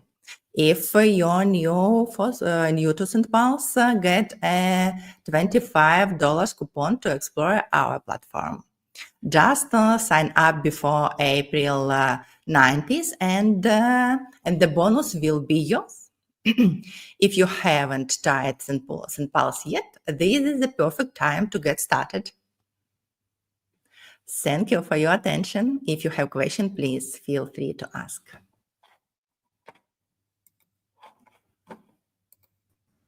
Thank you so much. It was awesome. And I love seeing people here saying that they use SendPulse. And I saw that someone is already using Automation 360, which is my favorite. So we have some questions here, and I'm going to ask for you.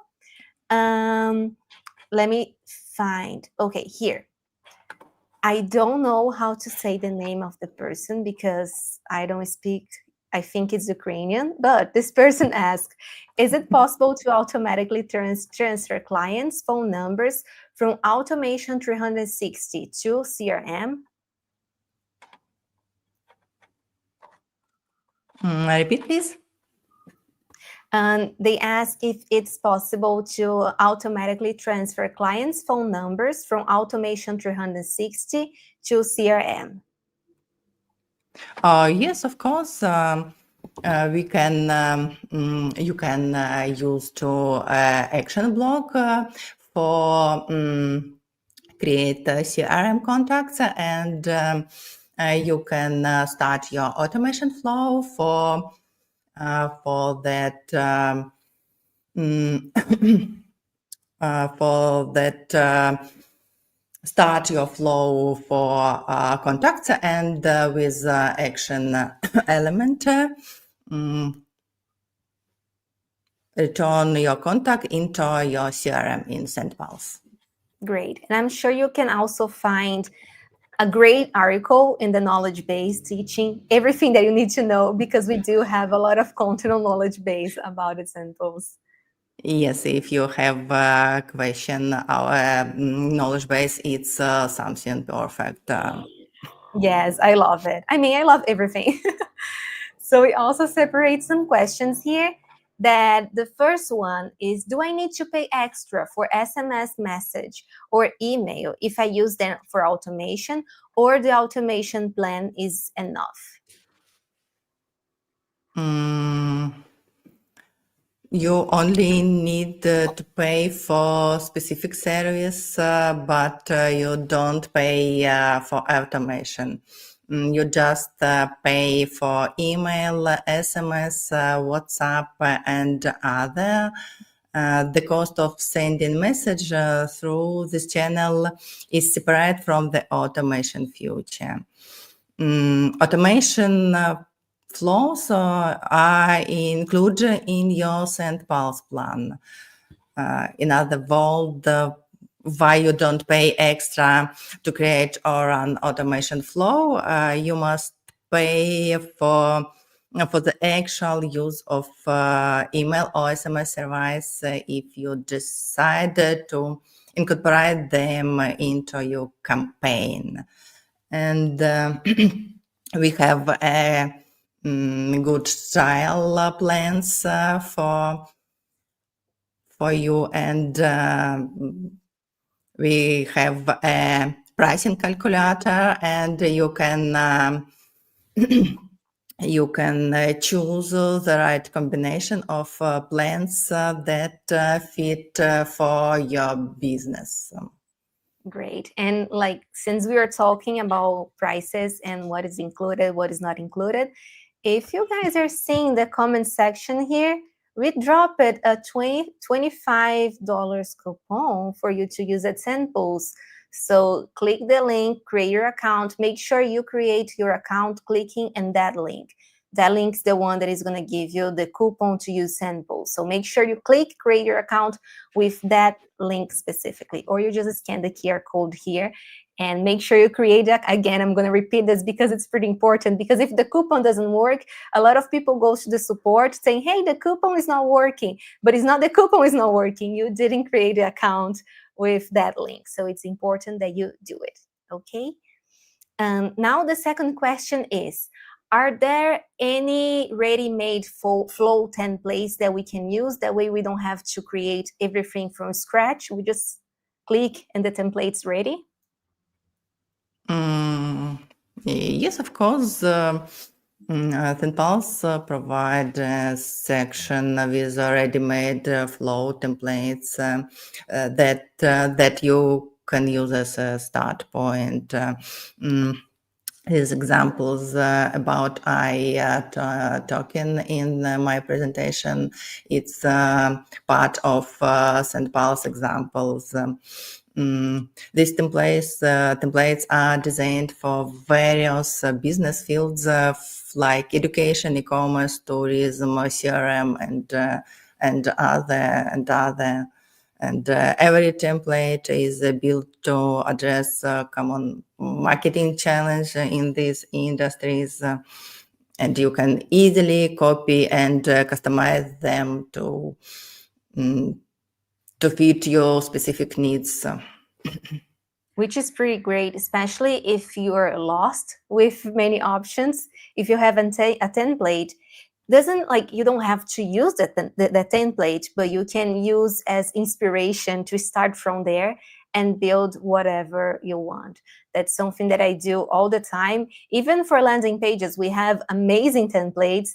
And even though I want to do something completely different, I do use the template, and then I go changing, and like I just get a template to have inspiration. So yeah, I love it. The other question is, can I track conversions and flows? Yes, absolutely.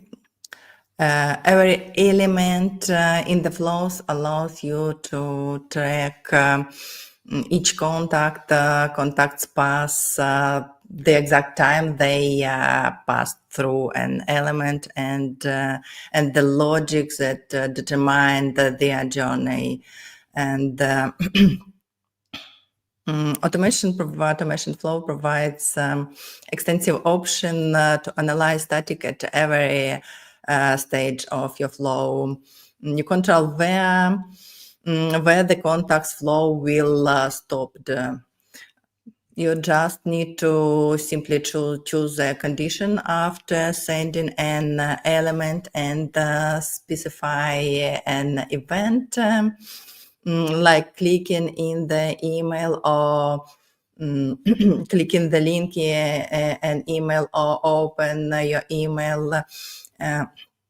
And you need to set this event as your goal and in the condition. And every subscriber who opens email or clicking link and your email, they all will be counted as conversions. Okay, great. The other question is, does SendPulse have integrations with other services? Yep, SendPulse support integration with a wide range of popular platforms. You can connect SendPulse with services like Make, Web Assist, Zapier, WebCart, WooCommerce, and many others. This integration allows you to streamline your workflow by connecting your marketing automation with your CRM, with your e-commerce system, and other tools you use daily.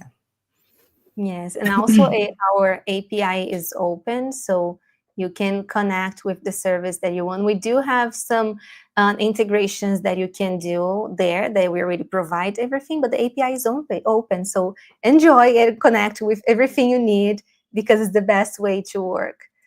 The last question is, it's tricky. How often should I send email campaigns? Oh, it's a perfect question. You should focus not only on frequency of your email campaigns, but also take a comprehensive approach by constructing an RFM analysis of your audience. RFM analysis is a method of segmentation a large number of clients based on 3 criteria.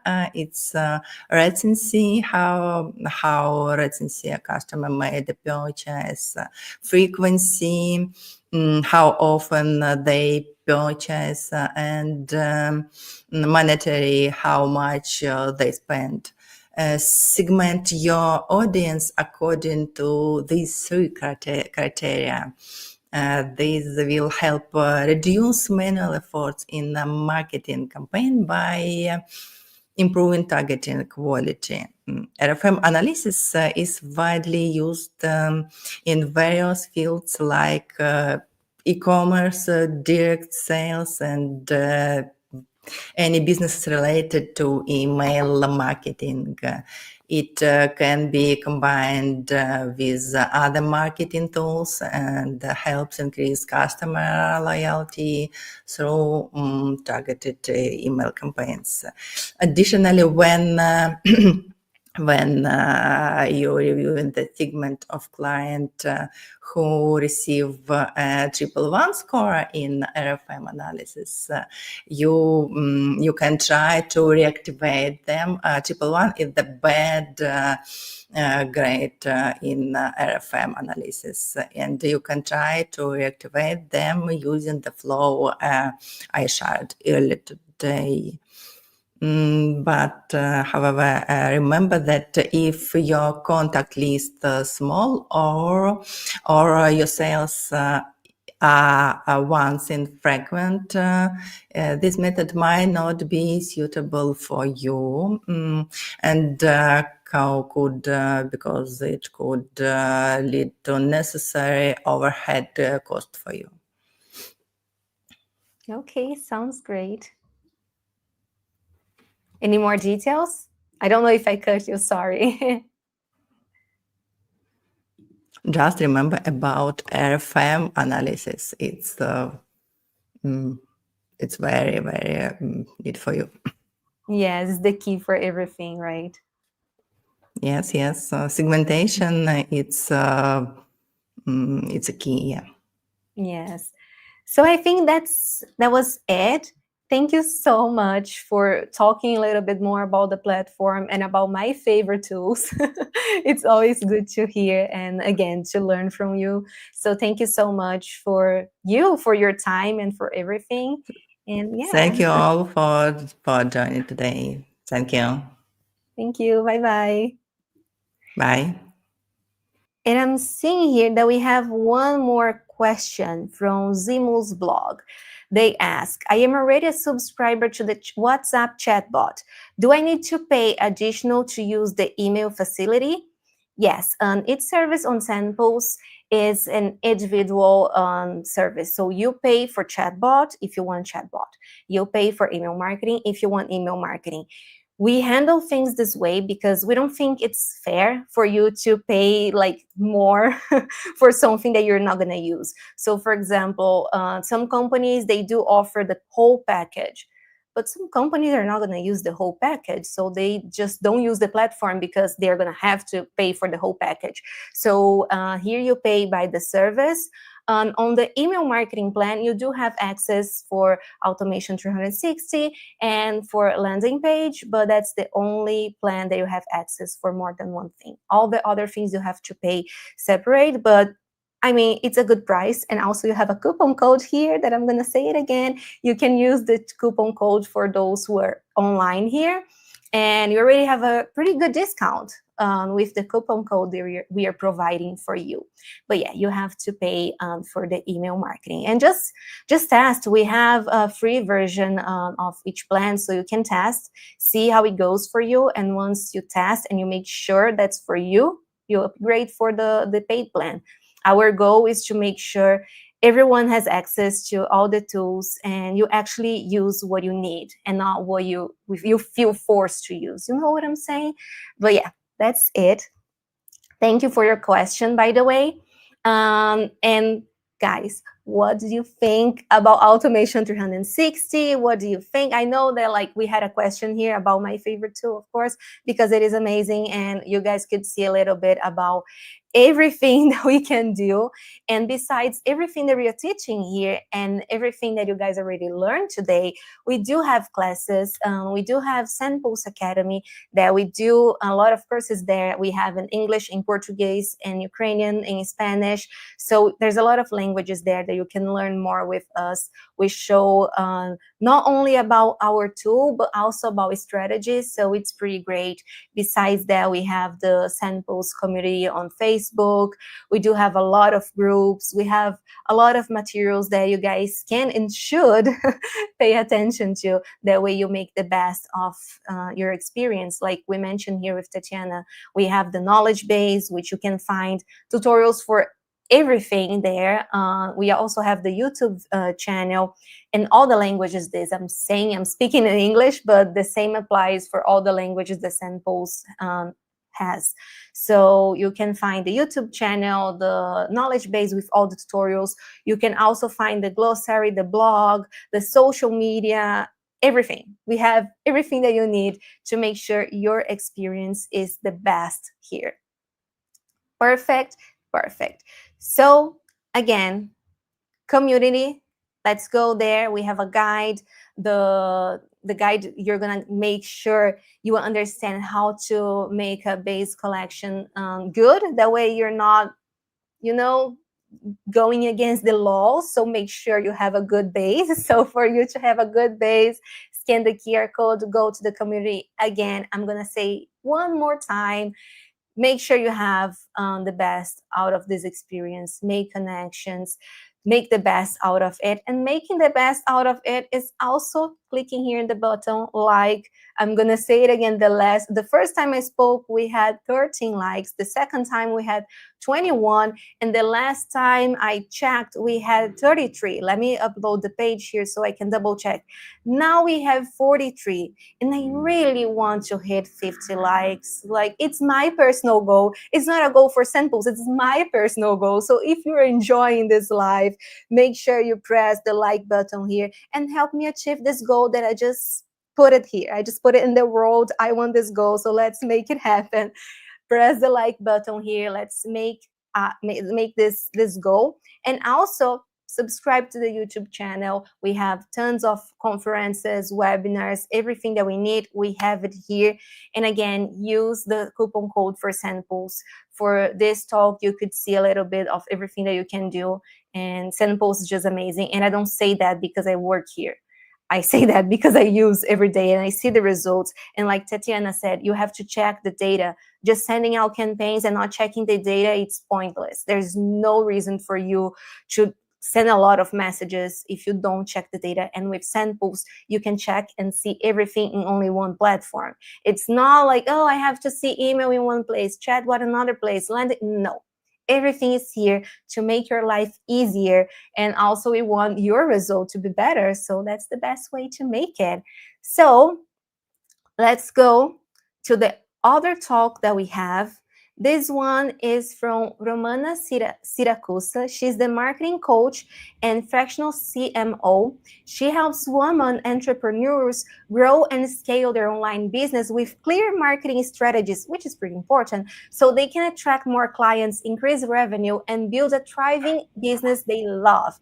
And I'm all about it. So welcome, Romana. Thank you. Thanks for having me. Thank you for your time. I'm excited to hear you talking. That's very good topics, by the way. Thanks. I am excited to be here and excited to share what I'm going to share. Yes, I'm going to be taking notes. Yes, I'm just adjusting here my light because now it's the first time I'm doing a presentation with my glasses, so I'm trying to adjust. Okay, I think we're good. It's always tricky with glasses. Yes, it's the first time I'm actually using them for a presentation like this. Okay, so are we good? Can I start? Yes, sure. Fantastic. And I think that it's great that I come right after Tanya, right? Because she was talking a lot about emails and segmentation, and she was going into a lot of detail, while I am going to go a little bit more high level because I love talking about strategy. So let's dive in. Okay, Bianca already introduced me, but just a little bit more about me, so you know me before I start my talk. I've worked for e-learning, that B2C and SaaS B2B companies for around 12 years as a head of marketing, and managed databases with 1 million plus users. And I've helped these companies generate millions in revenue from email marketing. So I am very passionate about this topic. Right now, I'm helping women entrepreneurs grow and scale their online businesses with my 12-week marketing program, where I give a structured way to build marketing strategy and offer, and teach people how to sell so they can attract more clients, increase revenue, and build a business they actually enjoy. So today, what I want to share with you is how to go from hello to sales, and how to think about your emails in a more holistic way, if I can use that word. I want you to think about the whole email life cycle that grows with your business. And I want you to start by picturing this, okay? I really like analogies, and I'm going to start with one. Imagine this: you go on a first date.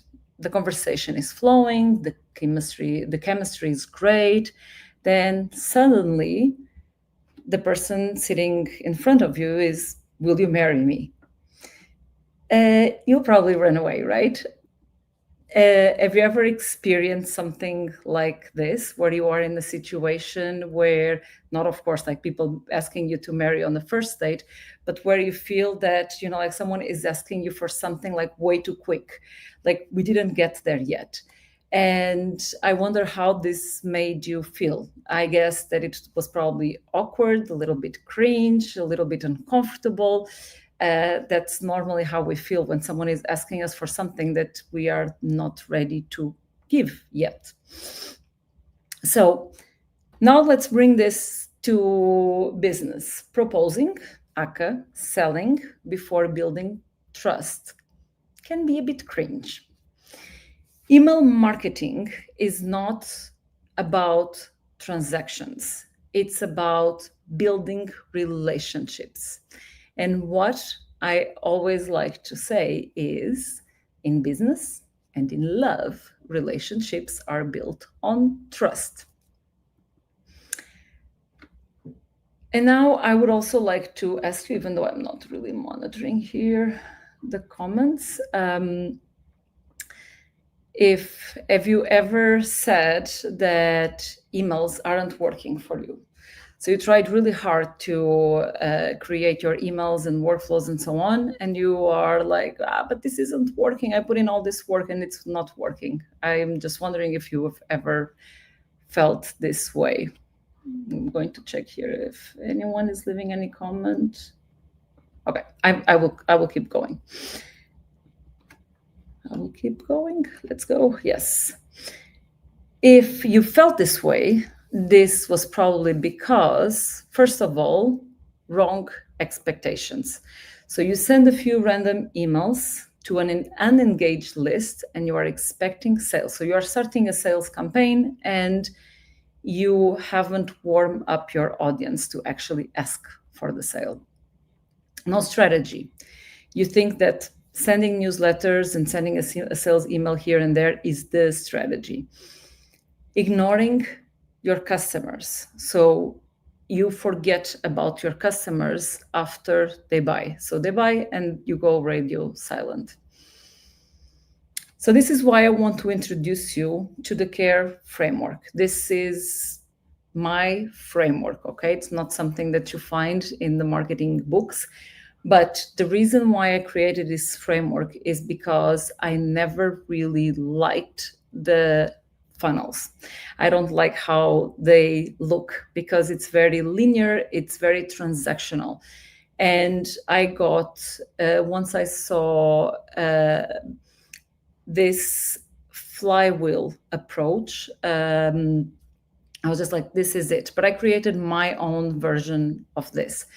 And basically, this framework puts the customer at the center of everything that you do.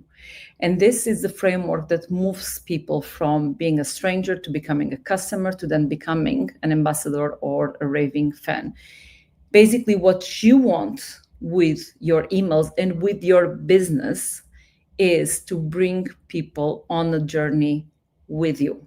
And it starts by captivating them first, then amazing them after, and then when they are receptive, because you have done that work before, captivating and keep amazing them, they will be receptive for the sale. And then at the end, when they are enthusiastic, they can become your little sales team. So let's break this down a little bit more to clarify what I mean by this. So C stands for Captivate, the C of the CARE framework. And as we know, in life and in business, first impressions matter. The moment you walk into a room, you make a first impression. And in business, that's your first email. So a great welcome email is like a great first date. You want to make sure that people get excited and interested, not confused or overwhelmed. And what makes a great email? A welcome email, it's your hello and it's the place for you to share a little bit more about you. It's also a way for you to set the expectations in terms of what to expect and to reinforce the value that you can provide. And it asks for engagement. And a mini challenge for you, you might already have started like sending campaigns and things like that. If you don't have a good welcome email, and if it was something like either you don't have it, or if it's something that you put together very quickly, commit to writing or editing, improving your welcome email this week, because that first impression really matters. Then the A, amaze. Basically, you want to keep the spark alive. So you had a first great date. That's awesome. Now what? If you go radio silent, people will forget about you. So if they only get an email from you like in 2 months, and that email is a sales campaign, again, that's cringe. That's awkward. It's like going on the first date and then months later, getting a message from this person, like you have moved on with your life, and you get a message months later from this person saying, oh, do you want to go on a second date? You're kind of like, who is this person again? It's the exact same thing in business. So you need to keep showing up, and you need to keep warming up and nurture the contacts that you have in your list. And this is where nurture emails come in, and they should be consistent, and you should use engaging communication that builds trust. This can be done through a nurture workflow, but if it's a workflow, you cannot create infinite emails. So another way to keep this consistency going is also through newsletters or weekly emails, or as you prefer to call it. So when you are basically what you want, sorry, I got distracted here. Basically what you want is to show your personality with these emails. You want to provide value, and you like what I mean with providing value is also to offer your audience quick wins. So they're always wanting more. They're always opening that next email because they know that they're always getting a win from your emails. I'll just use this as an example. In my newsletter, for example, I send it out weekly, and I always finish my newsletter, like I give a lot of value, and I always finish my newsletter at the bottom with actionable growth tip. So no newsletter goes out without this actionable growth tip, so that people always have this little thing that they can implement on their business that week. What keeps leads engaged? As I mentioned, value-packed emails, personal stories. Everyone loves personal stories. So whether you are the face of your brand, so whether you have a personal brand like I do, or you are a company, still people love the personal stories, and people love your company stories and your brand stories. So share them. Always remember, people buy from people, okay? And people connect with people. And also interactive content, like, as I said, like give them quick wins. And then you have done all this work, you have built the trust. Your customer, your lead, actually at this point it's still a lead, is receptive. Then it's the time to pop the question. You don't propose on date 2 or date 1, but at some point you have to make a move.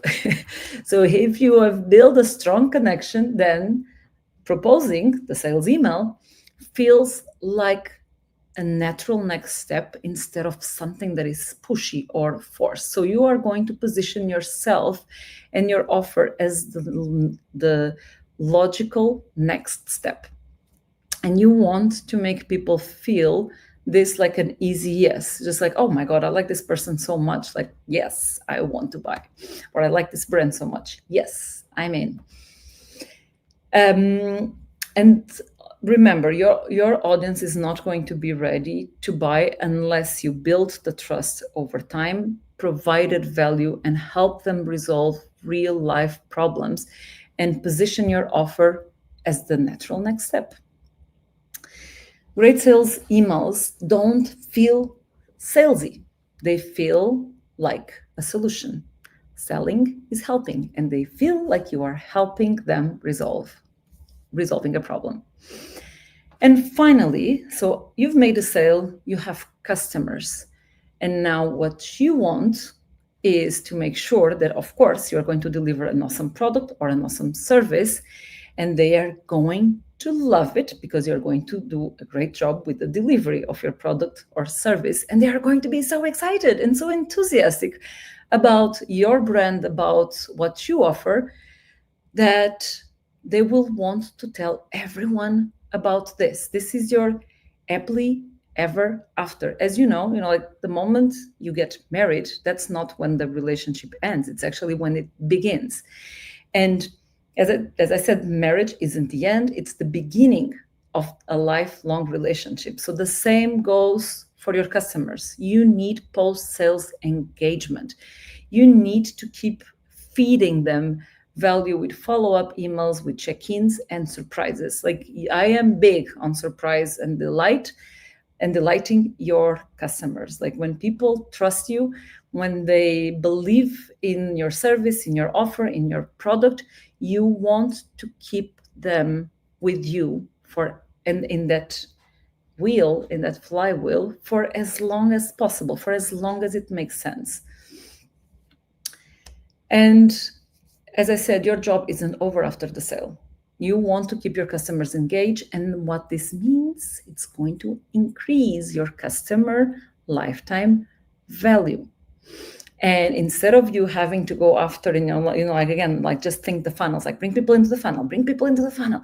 No, you bring people into the funnel. Of course, you always have to keep feeding this top of the funnel.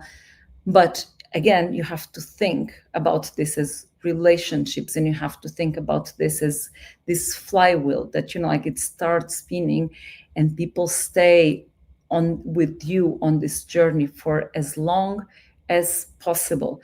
And by keeping your customers where you can offer upsells or cross sells or whatever it is you can offer, like, and creating this beautiful journey for them, you are going to increase your customer lifetime value, and you are going to decrease your acquisition costs, which is what we all want as business owners, right?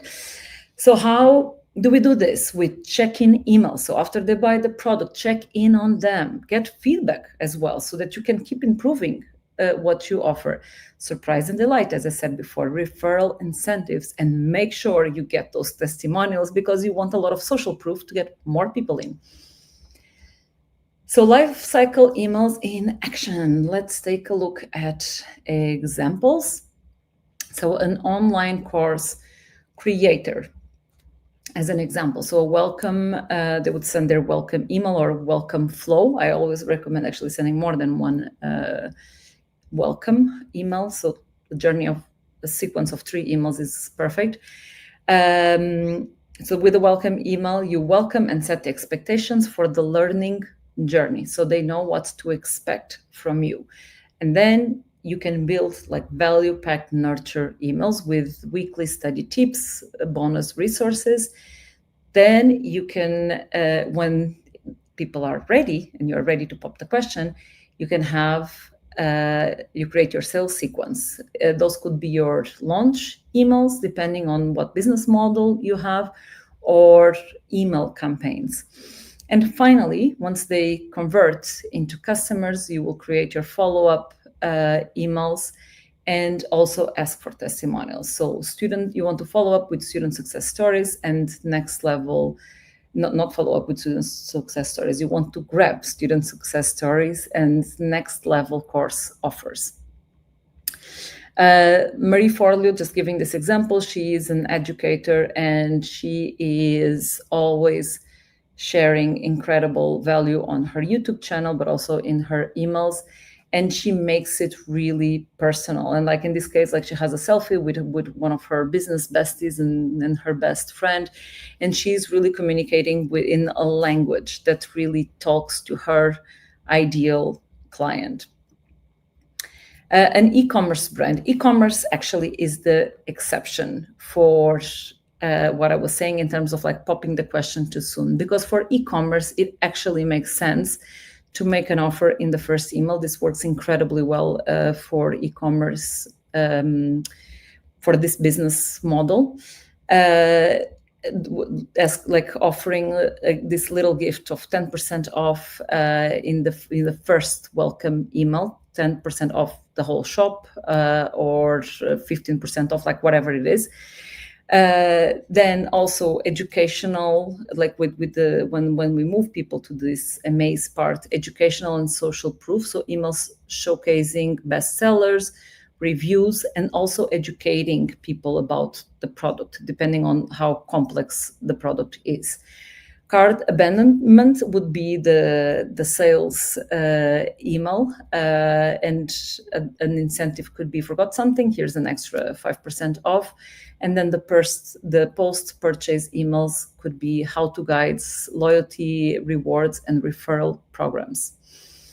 Candier is a brand, an American brand that sells candles, and they have a very specific target. They really target female founders, and some of their candles actually is kind of like, oh, go get them, girl, like things like that. But I loved when I got their welcome email, and from these brands, not like individuals, this was one of the best emails that I got recently. And why I loved it so much is because it's different. It's because it's not, again, like it's not just asking me to buy and to get the 15% off or whatever. She's really introducing herself to me. So even as I said, with e-commerce, it works really well to offer this little incentive to buy immediately. Also having a little different, like a slightly different approach could be a great way for you to position your brand and really click with the people that buy from you. And because I loved it so much, I even have it pinned on my bookmark, because I don't want to forget about this brand. Even though I'm getting their emails, I get lots of emails, I don't want to forget this brand, and I want to buy from them more. And the reason for that is because, of course, I love the product. It was a gift. It was very easy, but because I really love the brand and I really love their emails. So like all the different touch points that I had with them made me fall in love with the brand and made me trust them. Service-based business, coach, consultant, agency. This could be the welcome email, so setting the expectations right from the start, value-driven content, case studies, quick wins, personalized insights, asking for the discovery call. So let's chat about your goals, book a free session, and ongoing engagement. Again, like sharing, getting the client success stories, and upsell and cross-sell your offers. This is an agency, Raw Candy Media. Again, they use their first email, the hello email, to make a bold impression. And I really like what they put here. We should never be anyone's first agency. We don't think like the other agencies, and we don't act like them either. This is their welcome email, and it's really bold, and it really caught my eye and caught my attention. And the way that they keep going with the email and the copy and so on, it was just like this perfect hello that got me hooked immediately to them and to the value that they provide and build trust. So how to implement this now? I want to share some action steps with you. So what I suggest you to do, if you have never done this, is to map out your customer journey. This is so important.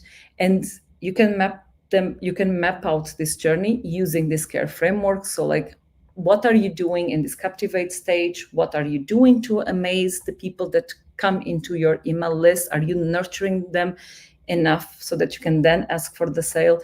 Are your sales sequences converting well? And I heard from the previous talk that we were talking about results and looking at the numbers. So make sure that if you already have those sales sequences or those sales campaigns, that they are converting the right way and that you are not being cringe about how you are asking for the sale. And make sure as well that you have covered this post-purchase stage as well. that you are asking for the testimonials, that you keep in touch with your customers, that you are upselling or cross-selling to your customers. So the journey doesn't end when you make the sale. And then set up 2 or 3 key automated emails. So once you find the gaps, I will encourage you to work on this 3 or 5 key automated emails, and then test and optimize. It's all about testing, experimenting, and optimizing, and that's how you keep getting, you keep making really good money from emails.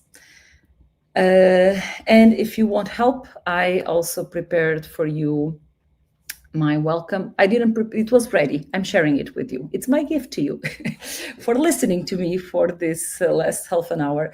My welcome email templates to get you started. If you don't have your welcome email sequence properly done, or if you haven't done it yet. And this is especially for people that have to send emails after someone downloads a freebie or after someone signs up for a live event. So I have emails for both scenarios there.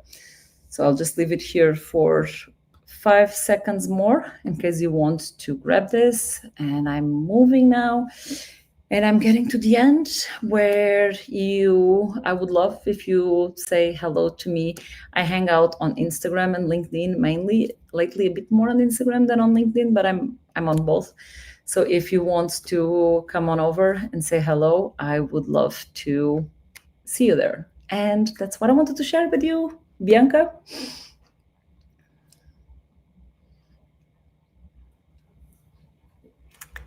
I was scanning the QR code and I already filled up. I already got the Google Doc and I was just here. Yay, awesome. Thank you for sharing, by the way. It's awesome. No problem. I love it. No problem. So I love sharing. I love giving gifts. Yes, and I love receiving gifts. So it's a perfect match. And I'm pretty sure people are also gonna appreciate because your content was amazing, and Thank you. it's awesome to, we women, we love to hear good things from other women. So it's not only good content, but it's also inspiring to hear someone so amazing as you talking and giving so many useful tips. So I'm glad that you're here with me. Thank you. That was great. Thanks for that feedback. I hope it was helpful for everyone. And I hope I planted in everyone's brain this idea that, your emails as a relationship with with the people that come into your list.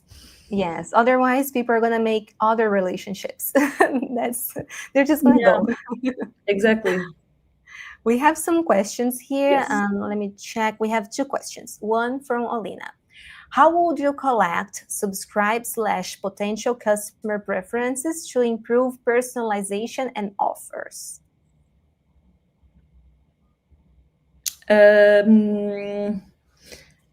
This is a great question because, honestly, we are not talking about something slightly more advanced, because you should be tagging your customers as they go through this life cycle.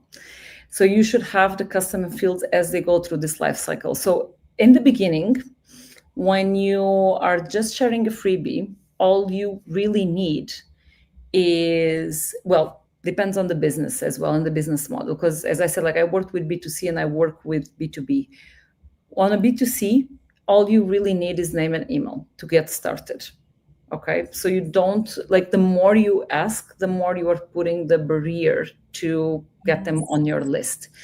But if you are a B2B business, and if you are selling really high ticket products or software or whatever it is, when I was working in B2B, it was a software company, you really want to get a little bit more detail to qualify your leads, okay, and to get them on a call with you. So if you are getting those details, you can then start doing this personalization. So you can see, how qualified they are. I'm going to use this example of Neil Patel's Uber Suggest right now, because I was on his website the other day and I remember seeing this. when you sign up for his website, he's asking you a bunch of questions, like what's your marketing budget, how big is your team, and like what's your business model. So he asks all these things, and based on this, like if I'm going to answer something that my marketing budget is 1 million, for sure he's going to come after me, and he's going to send me very target emails because he knows I'm going to be a really good client. But if I say that my marketing budget is less than 500 euros, he's not going to waste his time with me. So this is the kind of thing that you can do. Again, like this depends so much on the businesses. But if you are a coach, if you are an educator, like asking this kind of questions, it's probably a bit too much for these initial steps. But then as you keep going and as you keep growing your business, you might want to keep adding certain customer fields and tags so you can really personalize. Just the other day, I was working with a client of mine that has e-commerce plus services, and we were segmenting her list based on the area where she works for her service side of the business, so that she could send a referral program to the people that work in that area so that they can refer new clients and so on. So it depends a lot. Like for me, like knowing your business will allow me to give you a better answer. Yes. But I think you get the idea. It depends a lot on the type of the business. It's very important, and this was being covered before as well, to personalize and to segment. Some businesses, you really need a lot of segmentation. Other businesses, you can start simply with, like if you're a small service business, you can start simply with name and email to start sending those emails, and then you can add other layers as people progress with you. Yes, it's very good points, because it depends a lot, right? Like, yeah, I've worked with so many businesses, and there's just there's not one size fits all thing for emails. It's really like each business and each business model is different. And I've even worked with very similar business where the approach and the strategy had to be very different because the vision was different as well. Because if you are an e-learning brand, let's say, but your goal is to stay a 2-people e-learning brand, the strategy is going to be very different from a company that is trying to scale up to sell thousands of courses around the globe. Yeah. So it's unless I really understand like the business model, the vision, and so on, it's I can only give like a very general answer like this. Yes, but it's good to know that you can personalize, and it depends. You have to study, sit down, take a deep breath, and then check what is the best for you. Because, for example, if I want to buy a book and I want to receive a newsletter from an editor, I'm not going to give as much information as, for example, if I am at an event and I am a company and I want to find another tool for me to use. So yeah, there's tons of possibilities, and that's why we are here to help you to understand what is the best for you. We do have another question from Emily, and she asked, how do you identify when a lead is ready to receive a sales-focused email? Oh, I love that question. Here's the thing. You don't really identify if a lead is ready to receive a sales-focused email. What you need to you need to do your own work, as in you need to nurture your leads. You need to give them value. You need to position yourself as the expert. You need to give them quick wins. You need to build the trust, which was exactly my point in this presentation. And when you make, like, let's say that you are an educator and you have a cohort-based program and you launch. When you launch, you might launch for the whole, like for your whole list. Not everyone is going to buy. Not everyone is ready, but the ones that are ready are going to buy. And giving another example, like for me as a consumer, I was on a coach email list for a decade before I bought her program. Wow. And why didn't I buy the program before, and why did I stay for 10 years in her email list? I stayed for 10 years because I really liked her. And for 10 years, I kept seeing her, how consistent she was with the content that she was putting out there. I could see how, like the great tips that she was sharing. I just really liked everything about her. The reason why I never bought from her was because I was working as a head of marketing and I was not interested in starting my business, which is the program that she has. Then when I quit my job and started my business, guess what? I didn't even think twice. As soon as she launched, I immediately clicked buy now. And it was a very expensive program. But she kept building the trust. I knew I could really trust her. So the thing is, you don't know, because most of the people that are in your list that are leads, you don't know them. You don't know, like they're just email addresses on your list. So you don't know when they are ready to receive an email. Of course, you will have some really hot leads, people that you may have spoke to in the past that have shown interest, and you should actually tag this as hot leads, or whatever way you want to tag them, or however way you want to segment them, because you know that when you're launching something or when you are selling a new product, that these are more likely to convert. And if you can also have a strategy for, like playing with scarcity. So you launch to your hot leads, and imagine that you only have 20 products available. You launch to your hot leads, and you can immediately start using in your marketing that now you only have 8 left because you already sold to your hot leads. So that could be a strategy as well. So my answer is, you don't know, but you have to keep nurturing people and building the trust. And eventually, if they stay in your list and if they keep opening your emails, you should also clean up your list. If people are not opening for more than 6 months, they shouldn't probably be in your list anymore. But if they're opening, if they're clicking, if they keep showing interest, it's because eventually they will want to buy from you. Yes. Even if it takes them years. Eventually, they will want to make business with you. You were there to prove the point that it actually works. And it's true, like sometimes it's that, like you mentioned, it's the moment that you are in life. Maybe is the budget. You don't have the budget right now, but one day you're gonna have it. And you're always keeping that in the back of your mind.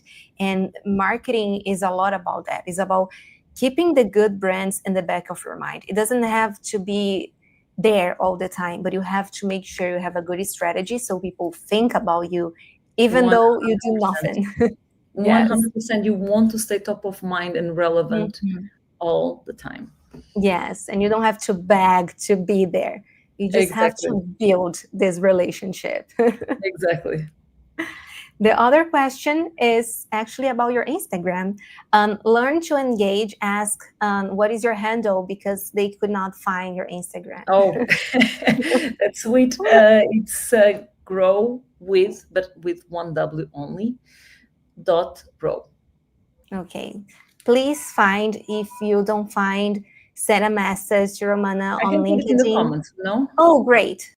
Oh, no, we cannot have links in the comment, but you can send just the handle. The handle, it's okay. But you're going to find her there. So I think that was all the questions we had.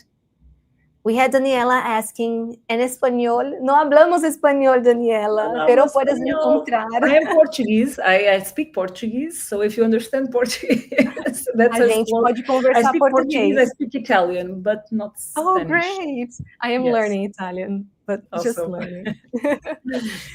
But Daniela, puedes encontrar todas las conferencias en español en lo YouTube channel from the SendPulse and Latin. SendPulse Latin, puedes encontrar todo lo que tenemos en español. That's all the español I have. I hope you understood, Daniela. I tried.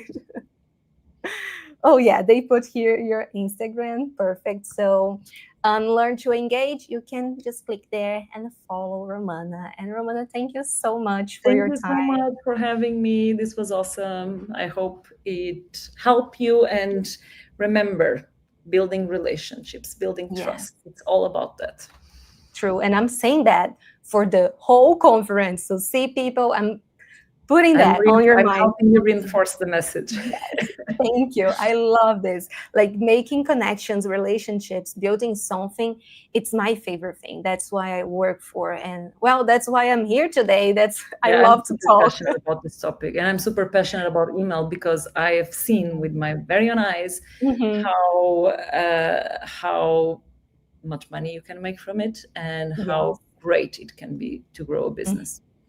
Yes, that's a very good point, especially now that people don't trust. Some people don't trust an email. They think it's over. Sweetie, it's not over. We are here No, to it's prove not. it. No, it's going still to be here for a long time. Yes. Thank God, because I love email. Me too. It's my favorite. It's easy. You can check it later and everything. Anyways, I love talking about this topic. Me too. Me too. But thank you so much. I Thank already you. connected Thanks for with you having on me. It was LinkedIn. great. It was Thanks. great for us Bye-bye. as well. Bye-bye. It was so awesome. Like I mentioned, I love talking to people. I love talking about this topic. Like I said in the end, some people think email marketing is over, and like, let me break it to you. It's not even close to be over. Your strategy is over. Your strategy is not good enough. But email marketing is like one of the top ways to communicate with people because it's easy. You are not like making calls and begging people to pick up the phone, which is annoying. People don't like that. You're just sending an email, and it's easy for you as a company to track everything that people does with that email as well. So it's pretty good.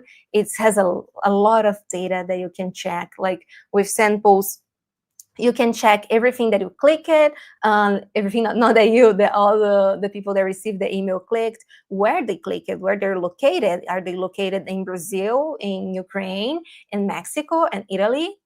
You can see it. You can see the browser. That's going to make you understand if the people are opening more on Mozilla. Oh my gosh, I went back in time.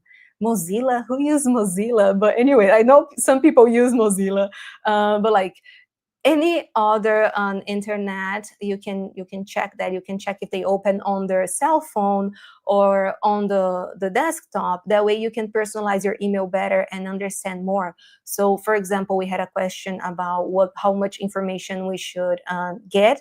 Like you can just get the email, and then you can have the information that you actually need by just making people click on a button. I was part of a webinar, and in this webinar, I was showing how you can segment people based on the buttons that you put on your email marketing. Because, for example, that webinar was about drinks. So if the person bought a drink with the company, you are going to send emails asking about what they want and giving information about what they want. They click the button, you have information that's what the person likes. So there's tons of things that you can do. We can talk about email marketing for hours. It's also one of my favorite topics, and I'm really passionate about it, especially with SendPulse, that it's so easy to use everything. And yeah, it's great. And I'm gonna finish talking about email marketing because I could go here for hours. And now is the time that everyone was waiting for hours. The time that I'm going to mention to you how you can get your certificate. That's the thing that we love, right? We want to prove that we were here. We learned from it. And now it's time to post the beautiful certificates that we do for you on LinkedIn. And don't forget, once you get your certification, please make sure to tag us. We love seeing what you guys felt from the conference. We love seeing that you got the certification, and we love to make comments as well to be like, hey, I love you there, and things like that. So again, connection, building relationship, that's what we have to do. So first, the certificate, for you to enroll to get one, it's a form that we are putting here on the screen. So again, get your cell phone, open the camera, scan the QR code, and go there. Once you get there, you're going to have access to the recordings and the opportunity to generate a certificate. So you go to the link that is also here in the QR code and in the chat, and then you register to SendPulse Academy, which is amazing. And I already mentioned here earlier, but I'm going to mention again because we do so much in SendPulse Academy. We do classes in English, in Spanish, in Portuguese, in Ukrainian. We do it all. So go there, register if you don't have an account yet. If you already have an account, make sure you click I already have an account and enter in your account. If you forgot your password, you can just restore using the button forgot password. So it's pretty easy. After you log into your account, the class will appear as a new courses section. It's pretty easy. It's there. You can see the layout for SendPulse. It's pretty easy to understand. So it's easy for all of us, okay? So it's pretty clear. And then you go there and that's it. You just mark all the lessons as done. If you want to rewatch it, you can do it. You can make notes, like I said, and you can just mark all of them as done. And we are going to generate your certificate for this amazing conference. So yes, it's easy. And since you are there, you already created an account, you already registered to this class, go and register to the other ones. We have a lot of good classes for you, so you can learn a lot from us and about us as well. And then after you did all of this, you already subscribed to this conference, you already subscribed to all the other things that we have. It's time for you.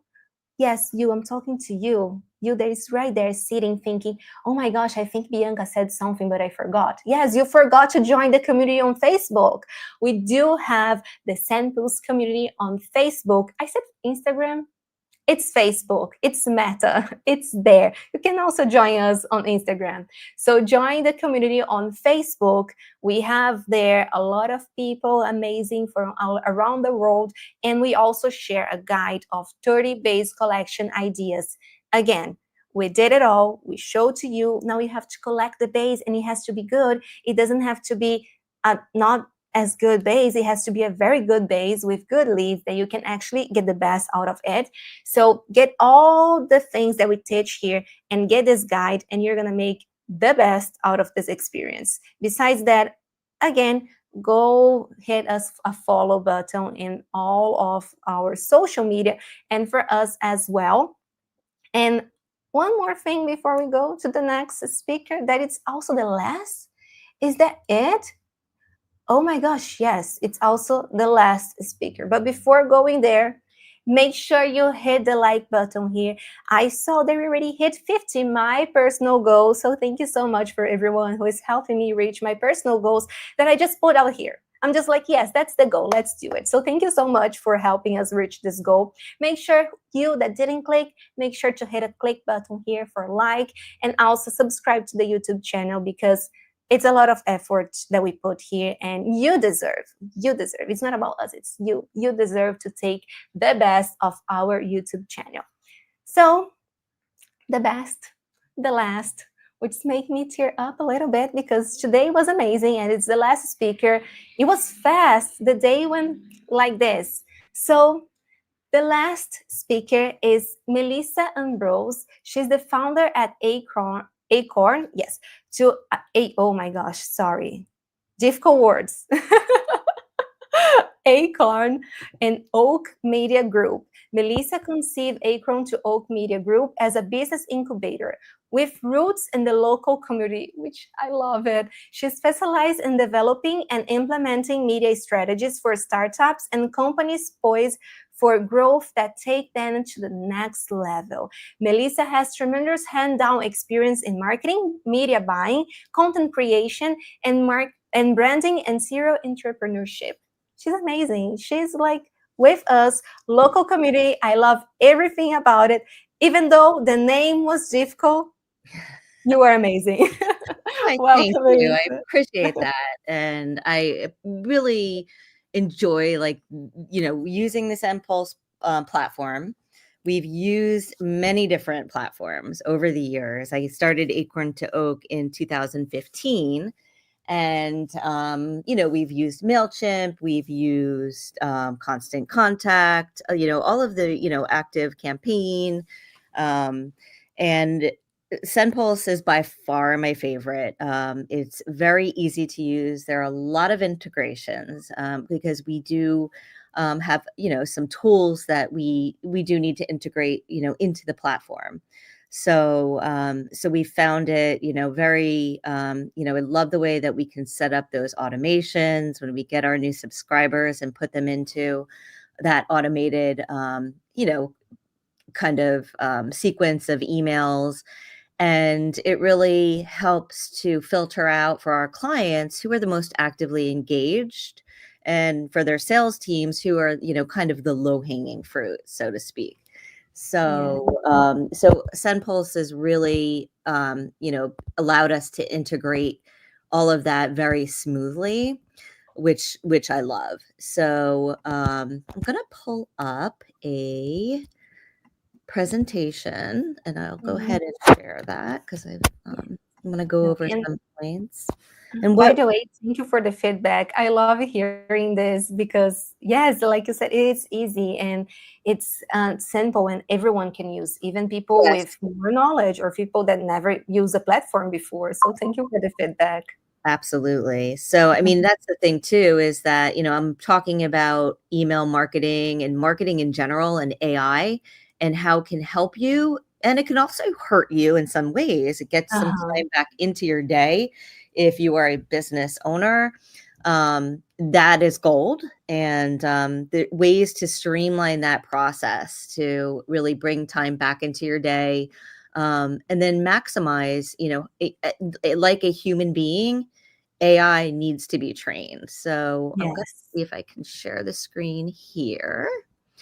And I had shared the wrong thing before. Here we go. And let's see if I have this, if I'm sharing the right one. I have so many tabs here. I know. We always have 2,000 tabs. Always open all the time. Yes. Entire screen. I think I'll do it that way.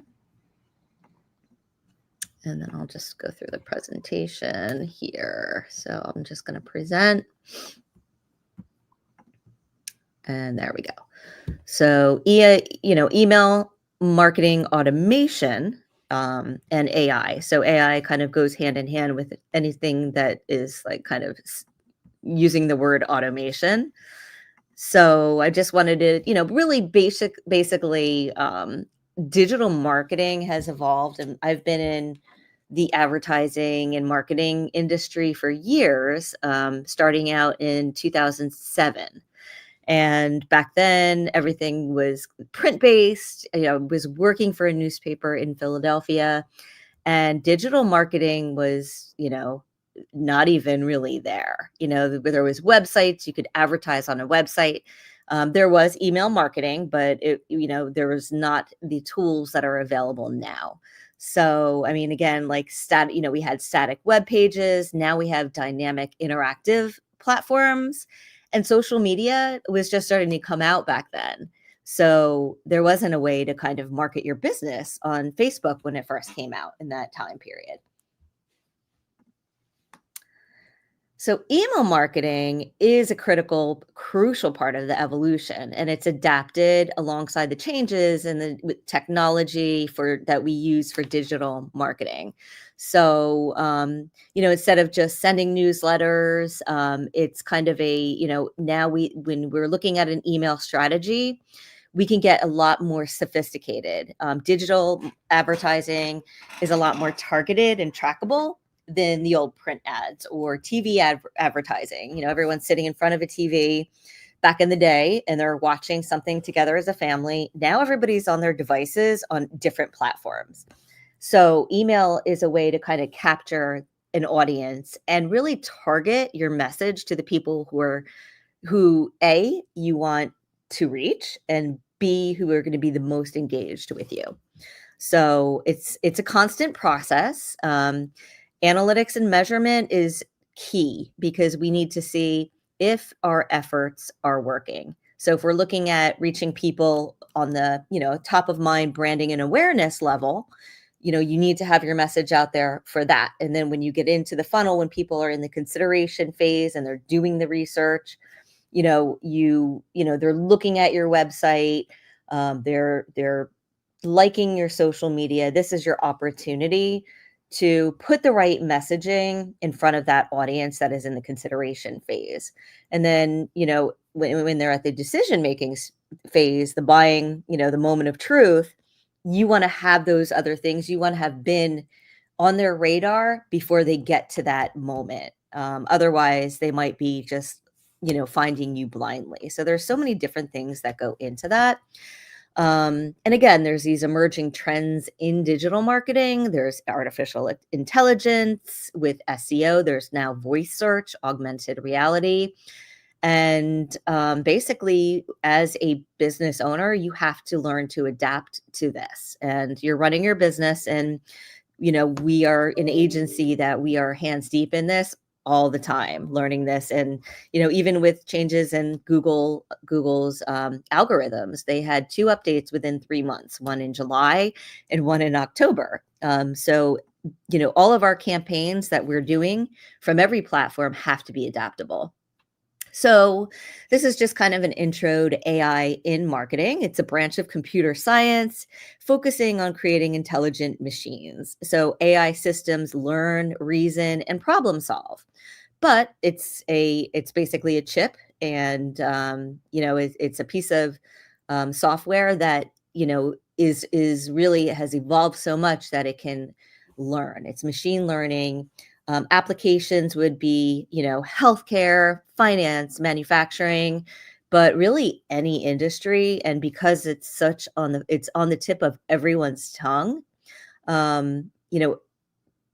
business owners realize that, they need to implement this technology.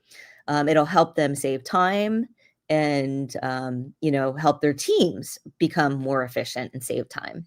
So the impact on marketing is it enables these smarter marketing strategies. And then we can also personalize our campaigns and our messaging to adapt to the audience that we're serving. And then the best part, of course, is automating those tasks. Normally what would take hours, even to do research on SEO keywords, would take hours and hours of work, but we can actually use AI to, take it down to 15 minutes or less.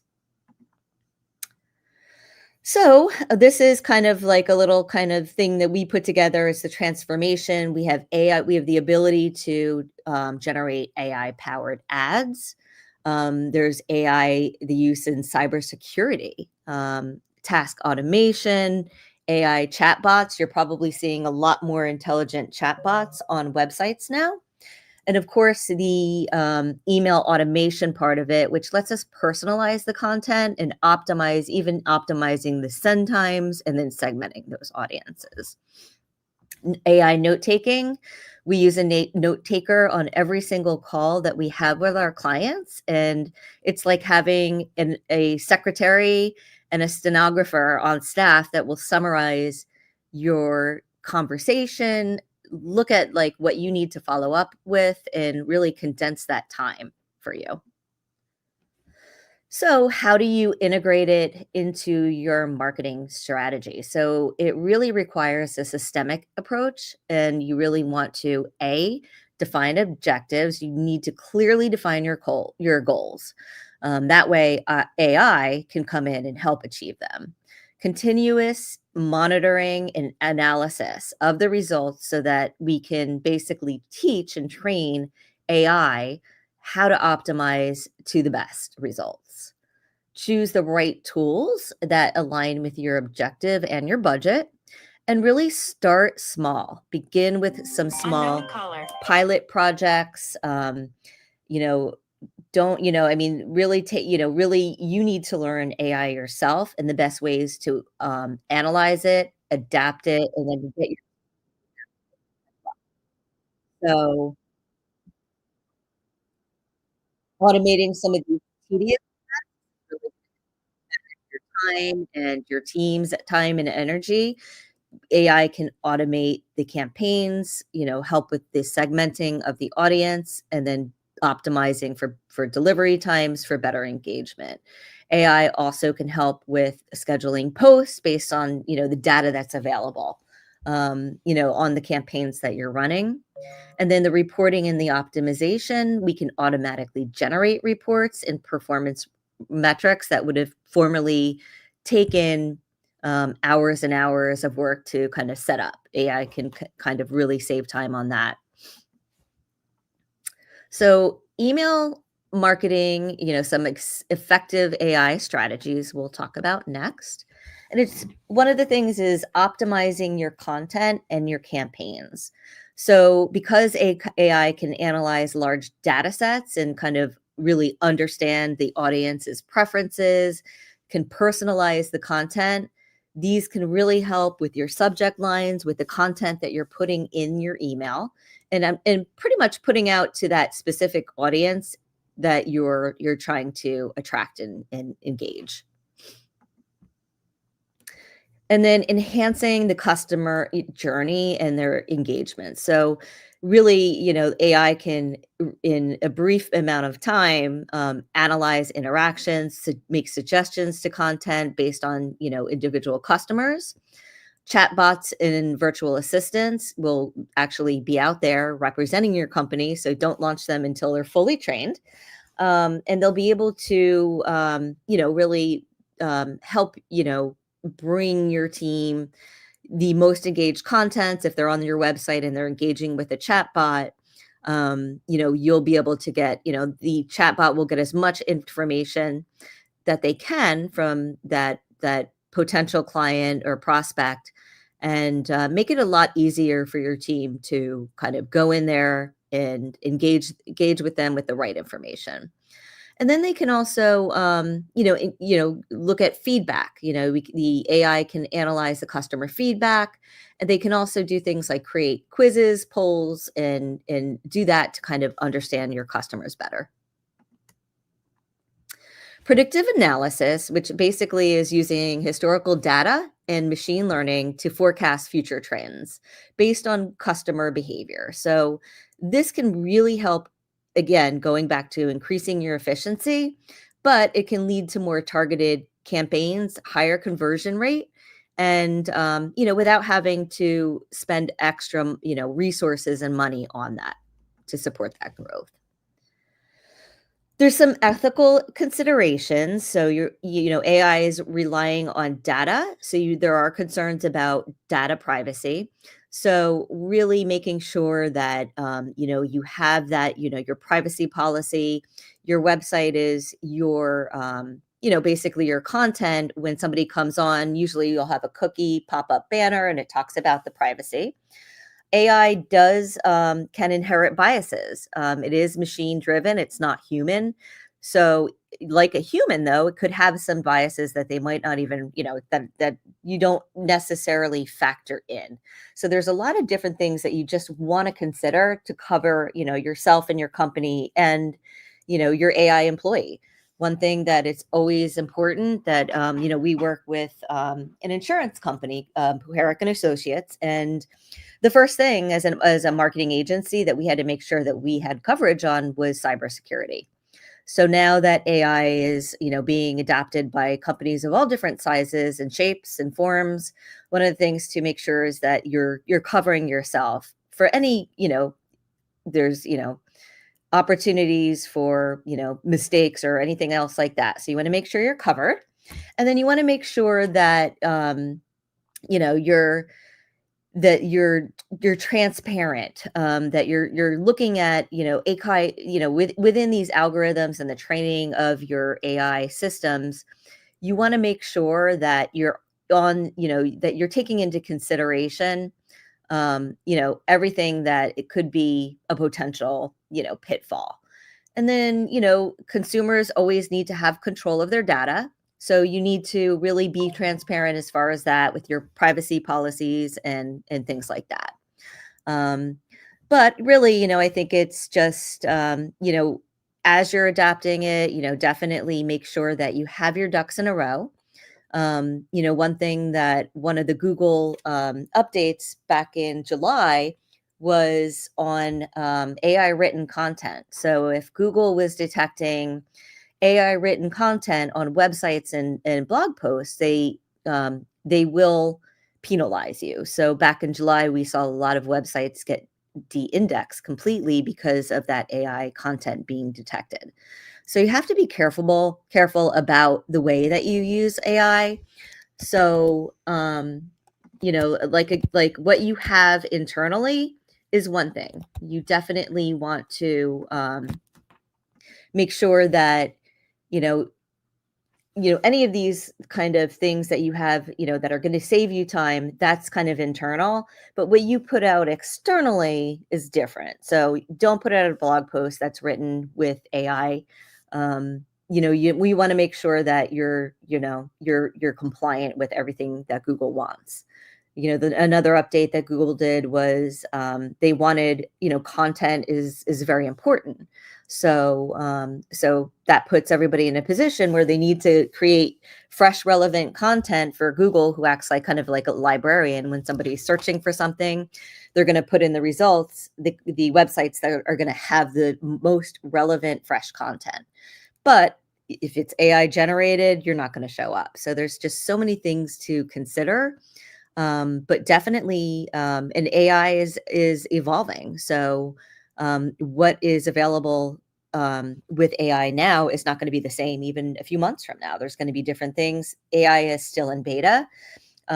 So, take that with a grain of salt, basically. But that's kind of what, everything that I wanted to cover as far as like how we use AI, how we advise our clients and our fellow entrepreneurs and business owners to use AI, and that's with caution. But definitely use it to get the time back into your day. Use it for the things that are going to help you become more productive. But write the content yourself or have a writer do it, and you'll see the results. You just basically you need to just be careful, kind of. So so I just wanted to see, if there's any questions or any use cases, or if anybody's used it before that, maybe, has, a question, or if, we've been through many scenarios. We've tested it from the get-go, and, we've learned a lot just from being on the, being a marketer, in the AI world. Yes, we do have some questions here, but before going to the comment questions, I do have a question for you. I would like to know what AI features you use, and for which purpose, like especially for email marketing. Okay. So we use different platforms. We have Adder AI. We also use Fathom Note Taker for our meetings and recordings and things like that. So we use a bunch of different tools, and we're still actually even testing out some new ones because they are becoming available. Like we do use, a couple different CRM platforms that our clients and I use that have the ability to do a bunch of things. And, some of them they may be really well in, work out really well in, and others they're not. So we still are learning, but we do, we do things with our email marketing where, sometimes they're, transactional emails or about sales or about events, or they could be a newsletter. And newsletters would be culled from, content that we're publishing on the website, and we're putting into a newsletter in a condensed form. We also, tease newsletters and create articles on LinkedIn for our B2B clients. So, kind of what the goal is to get people interested, publish content that they're going to be interested in, content that is not AI generated. But then we also want to tease it with, kind of, everybody is so, they have no time, especially entrepreneurs and business owners. So, we do provide like a teaser of what is in the article, but then we want them to click through to go to the blog to read the entire article. And the same thing goes with like our newsletters. We want to, instead of putting a whole article in a email newsletter, we really want to make it more interactive, feature several different articles with a link to the article, but maybe teasing the article and things like that. And then what it also does is it allows us to, when they come to the website and we have, you know, our goals set up, we can look at that customer journey, and we can look from when they clicked on from when they opened the email, from when they clicked on it. Did they read it? Did they, you know, what part of, you know, on SendPulse, there's the clicks maps, and we can see who are the most engaged. And then we can actually kind of look through it, the whole customer journey. So, so then we can also see, are they dropping off here? You know, do we need to tweak things? So everything that we do is really adaptive, you know, so, and there's so many things that can factor into that, you know, when and why customers are going to be engaged, what level of the buying process they're at. You know, are they in the planning stage? Are they not in the market anymore? Or even financial conditions, you know, there could be times when, you know, they're getting tax refunds, and that's a good time to reach out to people who have been engaged and are, you know, in that shopping funnel. Yes, that's a great scenario and a good example to give. We do have more questions here. One is from SendPulse. Do you think AI generated email copy can match human writing content and engagement? Not right now, but I'm sure that it, you know, I'm sure that as it's being perfected, and just the improvements that we've seen, you know, in such a short period of time. Yes. I think that I think that it's absolutely, it's gonna happen. It can happen. I think that you do need engagement because nobody knows your business more than you. You know, and even if you think about training a human that may work at your company, they're not you. You know, they're not inside your head. And then, you know, the other thing too is that even as a human being, you have certain biases that you may not realize that you have. You know, even when it comes to advertising, well, I like this show. I really like this platform. I engage with this platform. But then to have to kind of say to a customer or client, well, what about your audience? You know, so that's the thing. So that's why I think AI can be really helpful, because it can factor in different personalities, different behaviors, and, you know, it can really help identify that. But I think there definitely needs to be a human component. You can change, you know, even with AI messaging, you can see you can change the note, like basically the tone of the conversation. Is it conversational? Is it, you know, so you can see that there's that, that technology is evolving, but you definitely want a human touch. I think that, you know, the other thing too is, you know, you have to be careful where you're putting that content, because we know that, you know, Google's algorithms is going to, you know, basically not like it. So, you know, you have to look at kind of, you know, where you're putting it out there. But definitely, I think also as far as even idea generating, you know, so I have an idea, it'll help you kind of, if you're visual, put it together and then create it, you know, so it does need to definitely be, you know, recreated. Yes, you mentioned a point that it's pretty important that it's Google. I see many people creating a lot of content on LinkedIn, for example, saying how much you can create more with AI. And I see the post and I'm like, I cannot believe someone's teaching this and not explaining the levels, because like the surface of everything, it's great. You're gonna have easy, free, technically content and fast. You're not gonna have to hire a lot of people. But what is the point if this content is not gonna reach anyone? Because Google does not like. Exactly. Yes. I mean, so there is a glut of information out there, but I think that, you know, there's just so many people and companies that are using it every day. But when we put out content that's created by us, that, you know, that's well thought out, we may have had assistance in, you know, generating some of the ideas and the concepts and the visuals, but the engagement, you know, you can definitely see that they're interested engaged users, and the other thing too is even in SendPulse, we can see if bots, are consuming the content. So yeah, you might have a lot of bot written content out there and a lot of bots are consuming it, but what is that going to do to help your bottom line? Exactly. And I think that's something that people need to talk more about it, because right now we are talking a lot about AI and talking about how AI is helpful and amazing. And yeah, it is. It helps us a lot. For me specifically, it helps me to put the ideas on the table, because having so many ideas, sometimes it's difficult to organize them. So I just type everything and I ask, please help me to organize all of this. But there's also the downside of all of this, and people don't talk much about it. And it can actually like be bad for your company. And it's not like if Google penalizes you, it's not gonna be like, oopsie, something happened. It's gonna be serious. Like there's no way back. We literally had, when we were onboarding a client, it was actually in July, right before their website, they were writing blog posts with AI.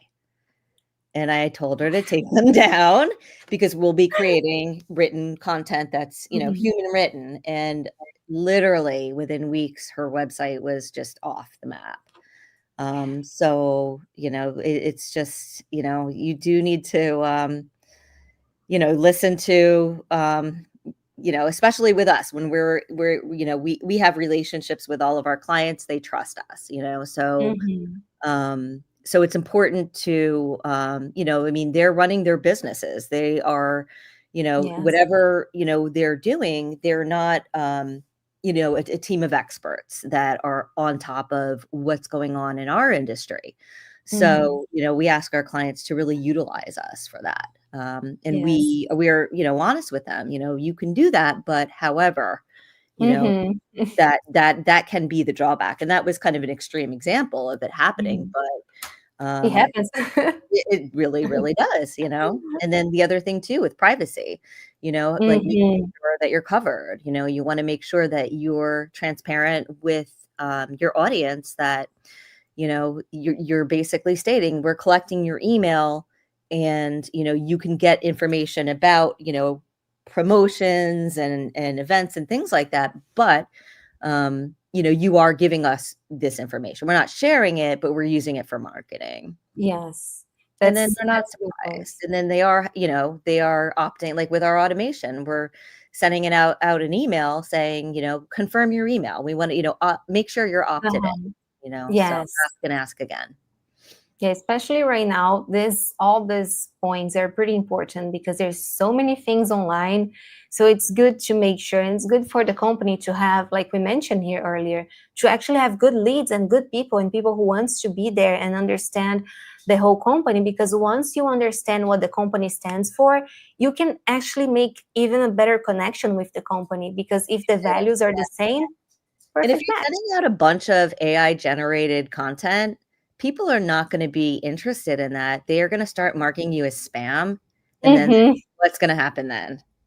That's really, really bad. You want to be in somebody's inbox. You have to be careful about that. So, so that's, kind of, our take on it. So, but it is a full-time job to kind of really make sure that, if you are using it, you're using it in the right way.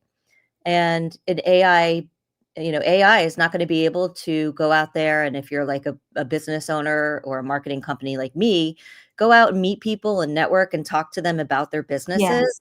It's not going to remember those conversations. It can help us kind of take notes and keep track of it for ourselves, but it's not going to have the same voice, and the human touch that we do. Exactly. The human touch is everything, especially right now with this. That's what people want, I mean, there's, with social media and the evolution of the, digital, like everything, I think that what people really want is that, that human, like one of the things that we get told is that our level of customer service, our human touch, we're there. And I think that, any cost, whatever you're buying, you're gonna want that. Yes, definitely. And talking about this experience and about everything that we can and we definitely should provide to people, we have a question here from Alina. She asks, How can a small business with limited budgets can leverage AI and email marketing? So again, I think it's really, to help you generate, I mean, it's pretty easy. I mean, if you have a website, you have tools. You can see what the users to your website, what a little bit of information about them. There's other tools out there that we have tools where we can really look more granularly at the visitors, to get some more information about that, which will help you. And then I think with that in mind, you can, ask AI to what are some things that this audience would be interested in? What are some things that we can talk about, without doing hours of research and looking at what's the latest trends and what it is, you can get AI to do that within a second. And then, really it'll put you on a course, even if it's doing an outline. I think people too can see, when something is AI written or driven, and then they'll immediately just kind of turn off and not read anymore or pay attention. So, so really, and then there's also testers that you can see out there. I mean, some of the tools are inexpensive. There's like, the chat AI. There's different levels of the AI that are going to, they're worth investing in for any size business because they're going to just put more time into your day. But putting the right, having it kind of digest the right information, organize, your thoughts and your activities is really going to be helpful. But make that content personalized, like the things that, if it's your business and you have a niche in a certain industry, you have experience and you can talk about it. And, AI will just kind of help give you an idea of, based on what your visitors are doing when they come to your website, what content they're consuming will allow you to put together something that's going to be varied enough too. I mean, you could even do it to a larger audience, but have different topics. And then that'll also help you hone your strategy. Yes, that's great. And I'm really glad that we are talking about this, especially it is, like I said, in this moment in life that people are just talking about AI, and they don't explain.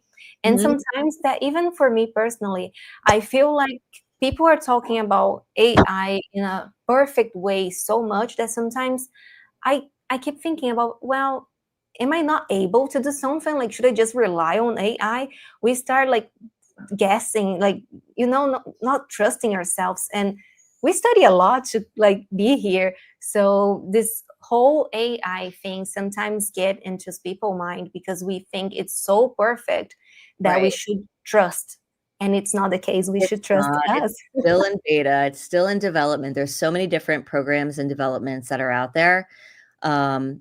So, you really have to, and again, it's kind of like a catch-22 because you need AI to simplify your life, but you got to do some research and take the time to figure out which AI tools, and it's usually multiple. It's not just one that are going to work best for you. Yes, it sounds like a magical world, but it's not. It's helpful, but you have to understand, and also understand that the person behind the machine, it's the most important thing. It's what I keep talking about SendPulse, because some people say, oh my gosh, but how, like, I'm not getting the results that I wanted. And I'm like, yeah, because you have to configure it. Like, it's up to you. It's not up to the platform. Yeah, I think that sometimes like the one of the drawbacks with AI is that people could get maybe comfortable, or okay, AI is going to do it for me and I don't have to think about that. And that's not good. Yeah. You need to be on top of your game. So people are already talking about it. Like, brain rot is a thing. Like, brain rot exists. This term exists. That's exactly it. So it's crazy. It is. And that's the thing. You have to be on top of your game because your audience is fickle. They're experiencing the same thing.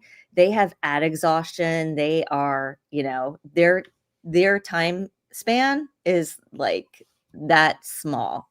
Yes. So you really need to, I mean, that's why it's so important to have the right messaging and really, AI is going to help you find the ideas and, ways to engage them, but it really needs to come from you. Yes. That was perfect. That was such a good conversation for me, and I'm pretty sure for everyone who watch it. It's very good to be able to talk about AI in a healthy environment. And I'm gonna put like that because some people just talk about AI in a way that it's not healthy. And Right. talking with you, I think you were actually the first person that I talked about this, and also has the same vision that I have. So this conversation was honestly pretty important for me. So Very thank you so true. much. Yeah. I mean, the other thing too is, even like with mental health, as an entrepreneur, a lot of them have burnout, and I think that there's exhaustion, even like my kids. I have kids that are in their 20s and my daughter's 12. And watching them consume their content, they're scrolling through. Like they are so bored, so Mhm. so it's really, I think that human touch is really, really important. I think AI, especially like in certain things like healthcare too. Uh-huh. Doctors are overwhelmed. If there are ways to streamline how they're able to treat a patient, or those are where I think AI has the best uses. But Mhm. having it take over you and the things that you do, that's where you Yeah. have to be careful.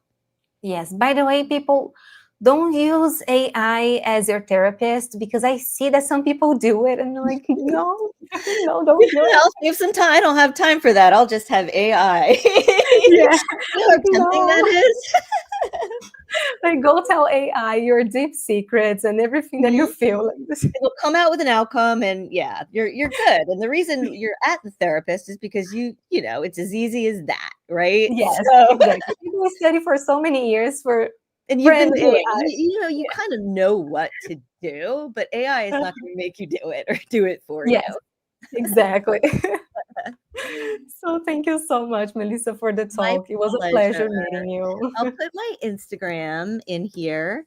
And then I'm Great. also going to, it says it failed to post, but I have, I put the LinkedIn. We have a group called the Business Incubator. Mhm. So we have it on Facebook and on Instagram. And we also have it on our website where, Oh, great. it's kind of a networking forum for business owners. We connect on webinars. There's Awesome. also some mentorship aspects of it Good. as well. So new and emerging business owners connecting with existing business owners that have been in the Mhm. business. So we want to have that conversation. And we bring in, we'll bring in different types of businesses that are important to business owners, especially new ones that Yes. are looking for that. So Mhm.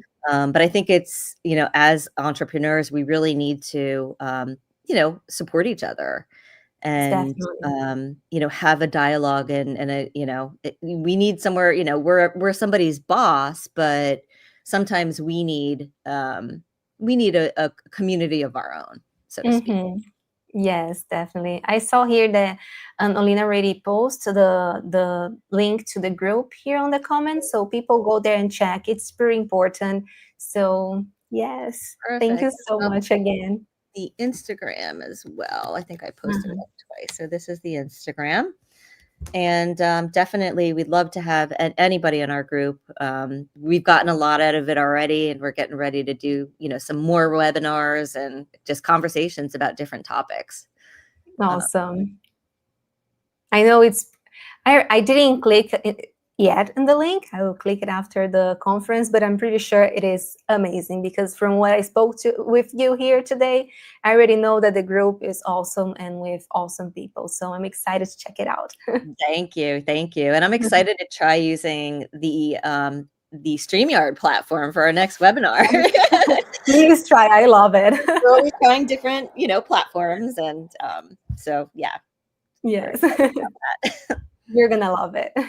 Awesome, thank you. So thank you so much. Have a good day, and You as we well. see each other soon. Sounds good. Thank you, Bianca. Thanks, Alina, Thank and everybody you. else. Bye bye. Bye bye. What a pleasure conversation. I love it so much. I mean, you could see how much we spoke after she finished. It is amazing. It's a topic that I love. It's a topic that I think it's important. It's something that we need to address even more because right now, people are, like we mentioned, they're chronically online. They're online all the time. And we have tons of content. And sometimes this is overwhelming, and it should not be overwhelming. It should be good, and you should actually learn from the content. And what I'm seeing these days is that the content, they just tell the surface what they wanted to do, they wanted to know. So it's, please, guys, do your research. Always search something before taking this as the truth, because it's not like that. People just, it's the internet. People want you to believe what they want you to believe.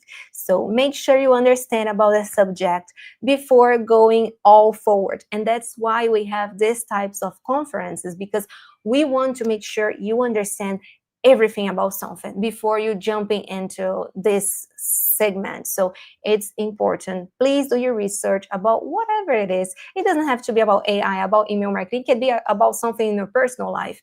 Do the proper research. Do we have a deal here? I think we do.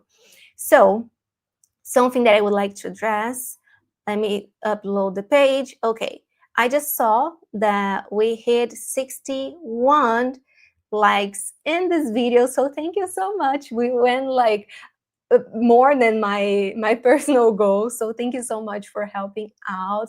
If you didn't click the like, please go there and click. Please make sure you also are subscribed to the YouTube channel. Again, we have SendPulse in English, in Portuguese, in Spanish, in Ukrainian. Go there and follow the best language for you. But also make sure to subscribe to this one. And let's go to the to the recap of the conference. Okay, this part is important. Sit down, take your pen, your paper, make sure to mark down everything that you have to do. Okay, so we don't miss any points here. The two first points I already mentioned: like and subscribe. Great. The second and pretty important is a certificate for you to prove that you were here with us. So make sure you go to the form that we are putting here right now. Again, open your cell phone, your camera, point the camera to this QR code, scan the QR code, and you're gonna go to SendPulse Academy.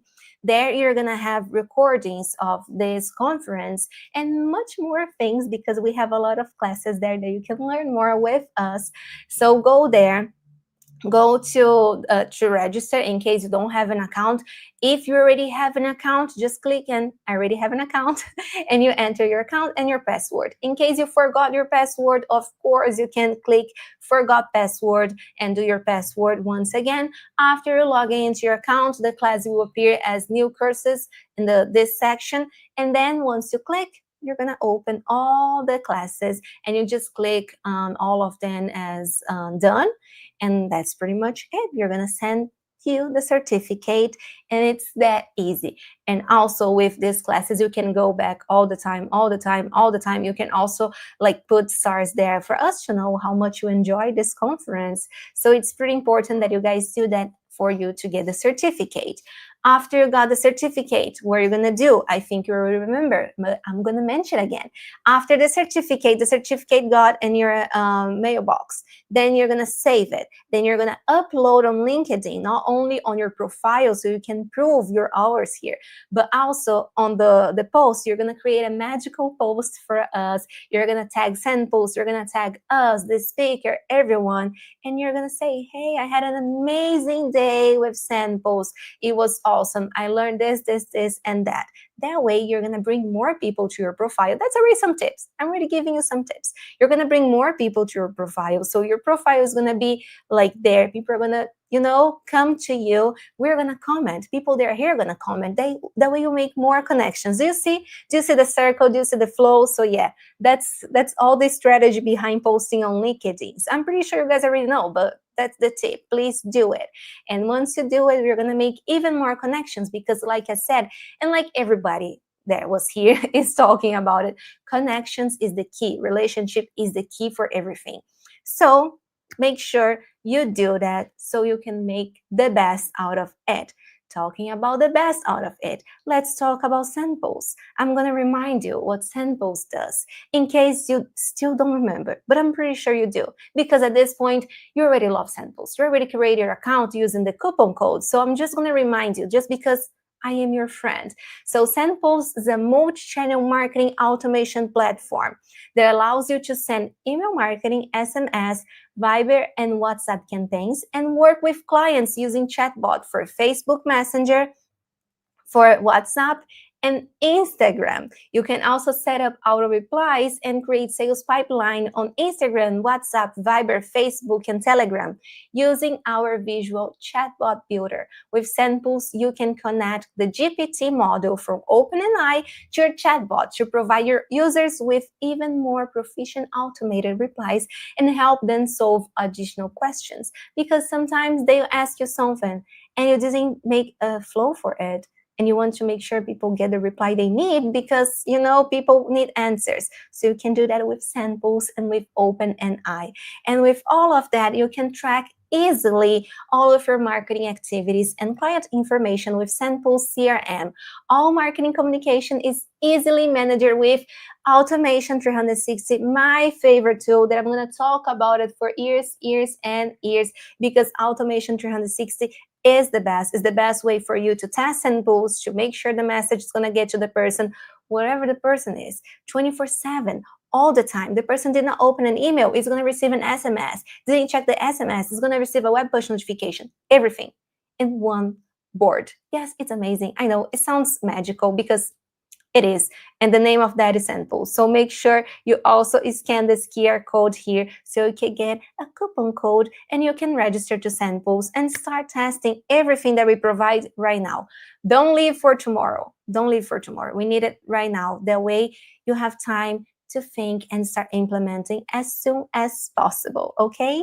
So I think we're done with the SendPulse and me proving my point. I think we already proved the point. We are having this conference for 4 hours. I think we already proved a point in 4 hours talking about strategies. So if you don't use any strategies, go there and let's make the best out of it.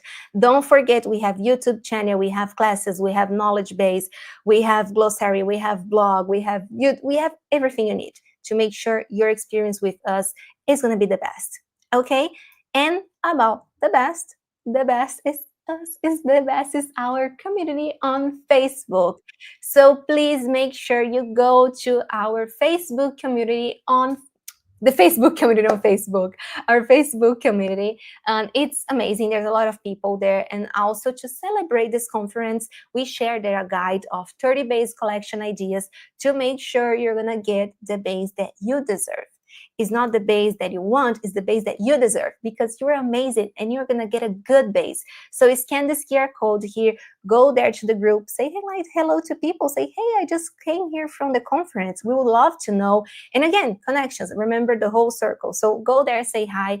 There's people from around the world there. You can make connections in your own city. You can meet up in person. We never know. So go there and make sure you have a lot of people with you, because connection is the best thing ever. So again, subscribe to the YouTube channel, and thank you so much for this 4 hours conference. It was fast. We could, I don't know, that's something that I talk in the Brazil version, and I'm going to talk it here as well.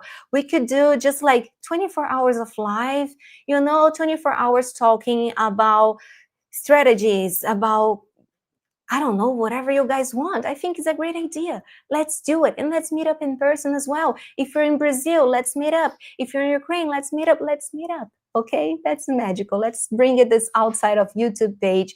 And for you to have even more updates about us, stay tuned on our social media for updates on future webinars and events. And even more, like for the platforms, updates on the platforms, whatever is new, go to our social media to find out, and never lose anything that we are providing to you. Okay? Oh, By the way, make sure you hit here on the corner of the subscribe button. There's an icon there for you to get notifications. Make sure you click that. It's a bell sign. Click there so you get notifications. That way, every time we post here, you're gonna get a notification on your phone and on your computer. Okay, so I think that's it. Thank you so much. Let's connect, and thank you for your time. It was amazing.